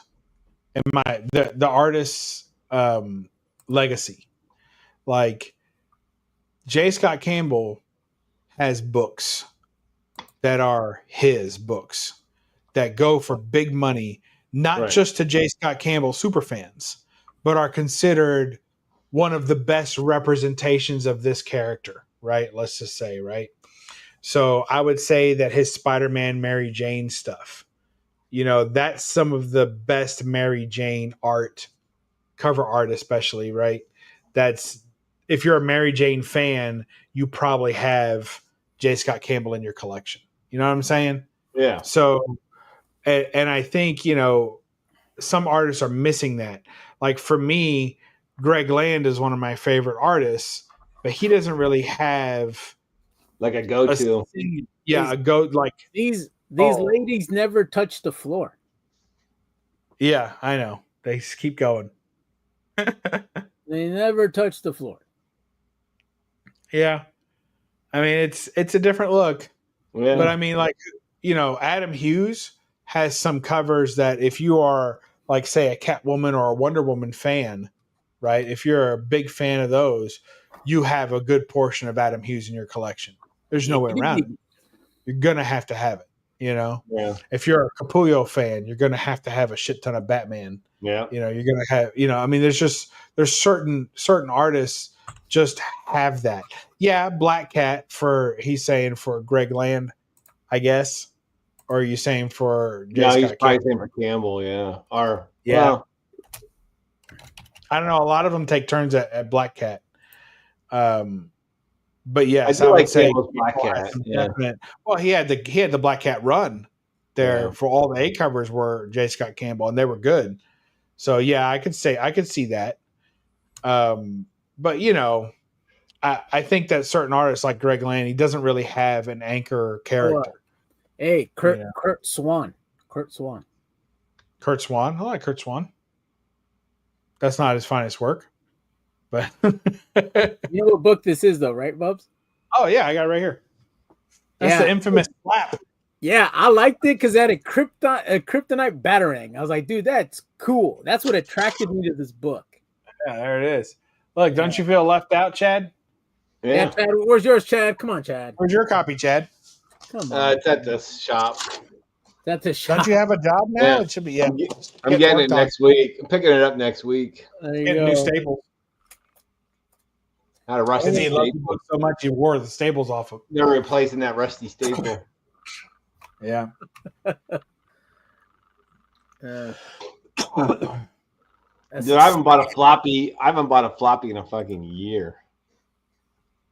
That's crazy, dude. I know. I think my good girl art in Mount Rushmore is Adam Hughes. Ooh, see? That's fucked up. All right, I'm gonna go Adam Hughes. I'm still putting Wally Wood on there. I'll end up with Wally Wood, Dave Stevens, Adam Hughes. I'm gonna run out of spots, and Bud Root probably is where I would stop. Which it hurts me not to put Frank Cho on that list because I really enjoy Frank Cho's Good Girl art. That hurts. I need a fifth spot. Here's the thing. I used to really like Frank Cho too, but then I felt like some of his shit was getting shitty. I don't know. Well, some of it's not as good as others of it, but that's every artist. Like that's what I realized when I was collecting Adam Hughes. And I was collecting a lot of Michael Turner too. And I realized that, wouldn't it be better to have the best representations of these artists as opposed to everything they've ever done? Because not everything they've ever done is great. Great. Yeah. So I kind of peeled back on that and stopped trying to be a completist for artists. Plus, they put out so many fucking obscure things here and there. Yeah. It's really hard to finish that, Yeah. You have to go to Kickstarter to buy this book for $50 fucking. You're like, okay. Now I might would do it for an artist that's already passed away, because then all the ones that are available out there and you can try and hunt them down. But for a working artist, that's got to be tough, man. I don't know, like Craig picking up all the Campbell stuff, man. That's got to be tough. I mean, you got to be ever vigilant to make sure nothing slips through your hands and. Well, yeah, you're picking up stuff that you don't want to pay that much for, but to complete your run, you got to get it. I mean, that's hard work. And Campbell's fucking busy, man. Fuck yeah, he's busy. I mean, he's not like one of these guys putting out one cover a year. To stay relevant. He's not fucking Frank Miller out here. Yeah. I mean, if you're a Frank Miller completist, you've only picked up 6 books in the last year, and they all sucked, but you had to buy them, right? Right. Right. Yeah. But it's certainly not the same pressure as trying to keep up with Campbell's workload. That's Did you ever meet him? J. Scott Campbell? Yeah, Frank. Frank Cho? No. No, Frank Miller. He's on my list. Frank Miller? No, I never met. Well, I don't know if you ever met him at a convention that he was at, but I don't think I'd not got anything signed by him. I've heard other people say he's a dick, and then I've heard some people say he was nice. I don't know. I met Adam Hughes, and I thought he was a dick, but he was starving, and he was telling everybody how hungry he was, and I didn't want to come back to his table, so I was like, would you just sign this? Just fucking sign it. And he fucking signed it. So it wasn't a great experience for either one of us, I'm sure. And I didn't know that he was doing sketches later, and I would have wanted to get a sketch, but some of those sketches are fucking terrible. Like, I want a real Adam Hughes piece of art. Like, not his fucking. I have quick sketches and bullshit by him. I want real finished art by him, and that's gonna be like fucking $10,000. So at that point, I don't think it's worth it. So, well, I mean, Frank Cho, he's selling for $4,000 or $5,000. It's like fuck. Yeah, like it's just too much. Well, I might fucking call it quits, guys. We've been on here for 3 hours. Agu keeping us up. Yeah. Do you guys have anything to promote, or yes, no, maybe? No. No. Agu, you need these earbuds. I saw that on my walk, dude. I've never seen those. Like Chad said, I didn't know that. Yeah, I never saw. Yeah. He's got the goddamn Funko store in his backyard. Yeah, it's up the road over here. They never seen those. Yeah. You need these. No. Funko is going to release the Riddler from the animated series and Ra's al Ghul from the anime. Dude, and I want them. I was like, oh, dude. Did they not already have Ra's al Ghul in a Funko Pop? That's shocking. They did, but it wasn't this one. He's wearing the mask. Animated. He's wearing the gold mask or whatever. And here's the thing: animated, it's probably not going to look that fucking different. When they all have the round eyes and shit, they all going to look the same. Do you know what I mean? Yeah, but the Riddler looks pretty cool. But you're right; it is the same. Like who we kidding? I saw my local Ross when I was in there tonight. They had the 12-inch Nightwing Funko. Okay. For $14. I grabbed it, but I'm like, I just sold all these Funkos. Do I need this thing? I put it back on the shelf. Yeah. I'm like, do I really need Nightwing 12-inch Funko? I've got I'm very impulsive. I see shit and I'm like, oh, I need that. And I'm like, no, you don't need it. Yeah. It took me a long time to learn how to lust over my own collection. Like lust over what you already have. Like look behind you, treat it like a museum or a store, and you just look and be like, this is amazing. This is amazing. You just lust over your own shit. You know, I'll sit when I wasn't working from home, I would sit and scroll through my CLZ app and look at all the comics that I already had instead of scrolling eBay and looking at all the comics I didn't have. So like I'd be like, let me stop looking at eBay and let me go to CLZ and scroll through these books. I'm like, I got better books than I can find on eBay. I'm doing fine. Need to calm the fuck down. And that's honestly, I was like, then my kid came over with a pair of Nikes and I'm like, so I was going to buy her those, and she wanted a sweatshirt. So then I was like, well, I'm going to spend $100 on her. I'm not buying shit. You know what I mean? Like that made me not want to buy anything because I was buying her stuff. So also, it's her fault. It's her fault. Yeah, Corey, fucking Corey. You should have known better. No, my wife. I need to stop buying shit though. She gets pissed at me anymore. That's been going on for years. What's so different now? Nah, she never used to really say too much, but lately she's like, there's a lot of stuff down there. I just think you wrecked it down there. I'm like, what do you mean? It's been like this for years. There's a lot of stuff. A lot of the stuff that's on this side of the bar you can't see. I was going to make a theater room upstairs, and this shit was going to go in the theater room. Like all the movie stuff. Like all the helmets and stuff I have, that was going to be in the theater room. But then the theater room got kiboshed. Why, did you have another kid? Whose fault is this? Another kid? We were going to do that during COVID. That was the thing where she never cared about that lower family room. And then all of a sudden she wanted to make it a nice family room. Oh. So she didn't want to put I wanted to put tiered seating and everything in there. Mm-hmm. Like make and get theater seats, make it like a real theater room. And then she's like, no, we're not doing that. But majority of these statues and shit, that's where I was going to put them. I was going to put them on the walls in the theater room. I thought that'd be cool. But then she's like, well, you could always sell them, but I like them. But it's like, now at this point, I hate selling stuff. I hate boxing shit up. I hate putting it on eBay. I put some stuff on Facebook and sell it, but I don't. Yeah. I can't sell on eBay. It drives me fucking crazy. And just the thought that someone's gonna get it and then be like, "Oh, the corner of this is fucking dinged. Give me half my money back and I'm keeping it." That kind of shit just drives me crazy. Well, I even hate it on Facebook too. People are assholes.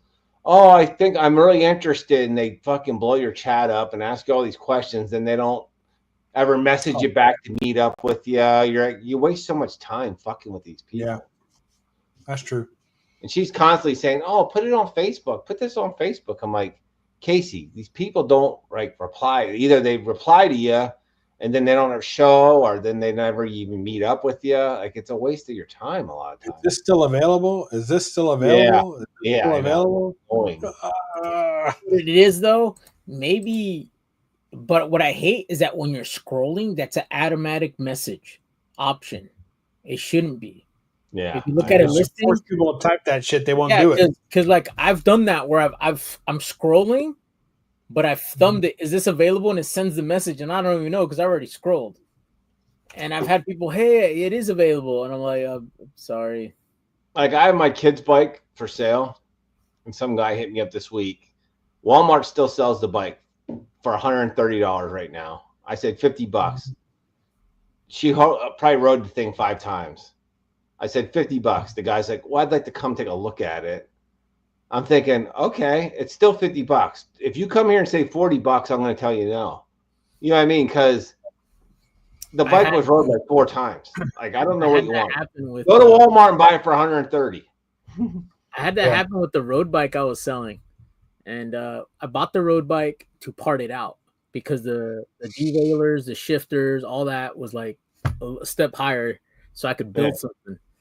And I put it up for $140. And this guy was like, hey, would you take $120 right now? And I was like, yes.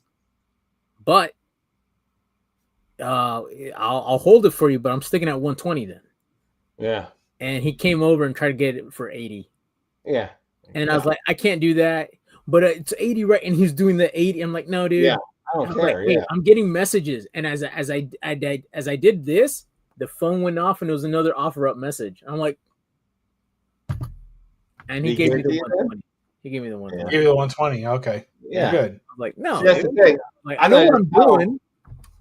I'm gonna tell this fucker tomorrow because I know he wants to come here and said I'll come look at it. I know he's gonna try to just fucking throw out like I'll give you $30 or something, and I'm gonna say no. Like, yeah, I got somebody else coming later on. Do you want it or not? I'm just gonna lie because I don't care.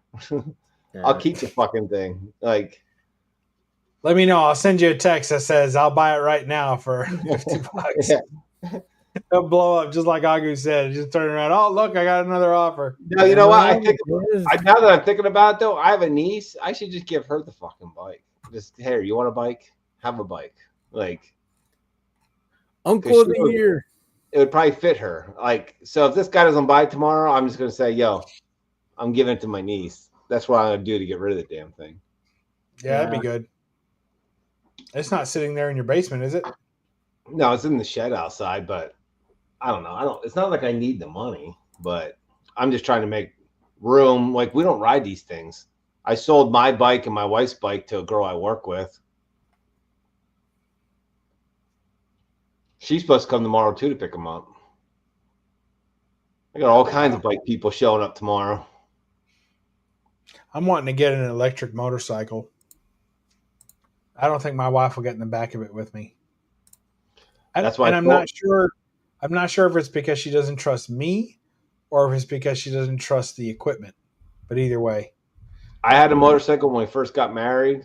And I sold it because once we got married, she didn't want to ride it anymore. And then once we had a baby, she had no interest in riding on the motorcycle. So I sold it because I had it for years. But yeah, I liked riding a cycle, but she had no interest. I was going to get a Spider, but to be honest, anything with an engine is a pain in the ass. Like anything with a proper engine is a lot of money. It's a lot of work, so at that point. How many miles you get from an electric motorcycle though? It would just be like to ride around town. Yeah. But I live just a few miles from the lake, so it'd be real easy to just drive down the lake and see all that and see some nice scenery. There's some good roads near me for back roads riding, Why? Have you driven a Tesla? Huh? Have you driven a Tesla? No. I did last weekend. Did you enjoy it? They're supposed to be awesome. Dude, it's like driving a golf cart. Really? Yeah. But at really dangerous speeds? Because it's reverse, neutral, drive, park. And because it's new, it had it'll GPS drive for you feature. Oh my god, dude! So I parked it all cockeyed on purpose. I'm like, all right, let's see if it's real. There it goes. Fixed it. Yeah. Wow. Dude, I was like, what? Problem is though, I've seen some videos though where if they go like the battery and shit goes bad on, that's like thousands of dollars to fix, like to replace that shit. Oh, dude, like $6,000 and shit to replace that stuff. Dude, that if you get a defective one or something, yeah, dude. The feature for it to drive you home on GPS is $100 a month. Look at this fucking asshole. Oh, look at that guy. Yeah, who the fuck is this guy? I think he's looking for something. He's in the wrong chat. You fucking quit the comic community. What the fuck are you doing? I think that eggplant is the last thing he has to sell from his collection. Yeah. What kind of grade do you have on that thing? Are you trying to sell that? Yeah, he has. Yeah, I think he has a 2.0. 2.5. No, that's inches. Yeah. No, but yeah, dude, I found out that if you buy the GPS thing, it's like $8,000 for the lifetime, but it doesn't follow you. And if you sell the car, that $8,000 feature to the next guy is not there anymore because it's a software update. It's a software thing. Yeah, what the fuck, Hack? I hear you have like rage attacks on your teams on fucking Marvel Rivals. That's what I heard from somebody. Dude, I went to Hack's house last weekend and I knocked on. He ignored me, dude. He was playing. Like I heard him in the living room. Yeah. I even hit the door, but the ring thing, so he could see me on camera. You heard him yelling, "Fuck you, Groot! Fuck you, Groot!" Yeah.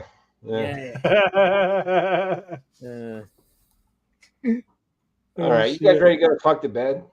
Yeah, dude, we're shopping for. I gotta go. I'm going on a whiskey tour in the morning. I can't be drinking water tonight, so I can stay ready to get shit faced tomorrow. All right, yeah, I'm gonna fucking end this shit because I got some shit to do tomorrow too. Thanks for the hangout, peoples. Yeah, thanks for coming in, everybody. I mean, all 5 of you. Yeah. I'm one of them. I'm one of them in the chat. Where's the giveaway? Hashtag Batman. Where's the giveaway? Yeah. Hashtag suck my. Yeah, no. All right. Hey, thanks for coming in, guys. Hey, if I start doing this shit more often, I'll do some giveaway. I probably should do a giveaway, but I heard you got some pops left. I'm trying to get to 1,000 subs. If I get to 1,000 subs, I have a statue I want to give away. But no, these fuckers don't ever sub, so whatever. Nobody wants that fucking broke arm vein statue. Nobody wants the statue, I guess, huh? Wait, is it the gremlin with his jacket open? I'm not kissing people's asses anymore. Whatever. Don't sub. I don't care because I'll just 5 years. I'll do it. You can put old black and white Andy Griffith up and get 4 grand subs. That's what I heard. I know. He has like fucking 5,000 subs. You see that? Yeah. Almost. He almost has like 5,000 subs. Yeah, with Andy Griffith. Yeah. That's the thing. I can't just do random shit to get subs. Like if it's something I like, I mean, I know he likes that, but does he really like it that much? Or is it just for the subs? Well, look. Right. He's sitting there watching it anyway. Yeah. So if you're sitting there watching it anyway, I'm good with that. But like when you have to hunt it down and edit it and do all this other bullshit, then now you're making a job out of re-editing someone else's work. Like I think it's silly. Hey, but he's already watching it. So I wanted to ask you guys though before I leave, did you guys watch that first 5 minutes of Superman? No, I haven't. The trailer leaked or whatever. No, they just did one like yesterday. It gives you the first 5 minutes of the movie. Yeah, no thanks. You don't want to watch it? I don't want to watch it. No, I don't want to watch it. Hell no. I'm going to go see that. Anytime it's a movie I'm definitely going to go see. Yeah. I try to avoid everything about it. I know. And at first I didn't want to watch it. And then I'm like, fuck, I got to watch it. It's going to be good. I mean, and even if it isn't, it'll be good. Like, well, people were bitching about it. They show it was a lot. Remember, you already saw like the trailer, or didn't you? Yeah. The first one, yeah. The teaser trailer. It showed more of Crypto. Yeah. Okay. And then it shows where, remember in the trailer, Crypto grabs them and starts dragging them. Yeah. So it shows you where Crypto drags them to, and then there's like another few minutes. It's like 5 minutes long, but like I watched it. I don't know. I think it's gonna be good. It's gonna be. I already think it's gonna be good. I'm good. I'm gonna watch it. I'm gonna take my whole family to see it. We're gonna go see it in big theater. So yeah, if you see something that's like 5 minutes, don't watch it then, because it's probably the first 5 minutes because they released. Like I'm taking my parents and everything. Like I'm booking as soon as it. When does it come out? June. Yeah. I want to see the first clip that they showed us though, where they showed. There's more to that clip. Like, well, I would hope so. No, remember they showed him laying there and then he whistled and Crypto came over? There's got to be more. Yeah. Yeah, but no. Like, they cut that clip up because when Crypto comes over, he does, like on the trailer that we all saw, he grabs him by the cape and runs. But before he grabs him by the cape, Crypto does a bunch of other stuff. Yeah. July 11th, it comes out. Crypto does a bunch of other stuff. I'm like, that wasn't in the fucking trailer. They want to chop the shit out of that thing. Oh, I'm sure they did. Yeah. Well, you don't want to see everything. Well, maybe you do. I don't want everything. Yeah. I don't. But yeah, it's out there if you're interested. Just thought I'd let you know. Okay. I didn't know you guys didn't watch it. Okay. No, I probably won't. How do I? Crypto's just a little doggy. He's just a little dog. I mean, I think it's going to be really good. Like I'm looking forward to it a lot. Yeah. So yeah, I'm going to definitely go see it. I'm bringing everybody. I don't see tickets on sale yet. You guys still here? Yeah. Oh, I'm going to end this shit because I have like one bar. You guys were just buffering. All right. Chad, all right. Guys. Yeah, I only have one ball. It came back up, but yeah, I'm still going to end it. All right. Later, gentlemen. Later. Thanks for having us. Yeah. Yep, thanks for coming. She's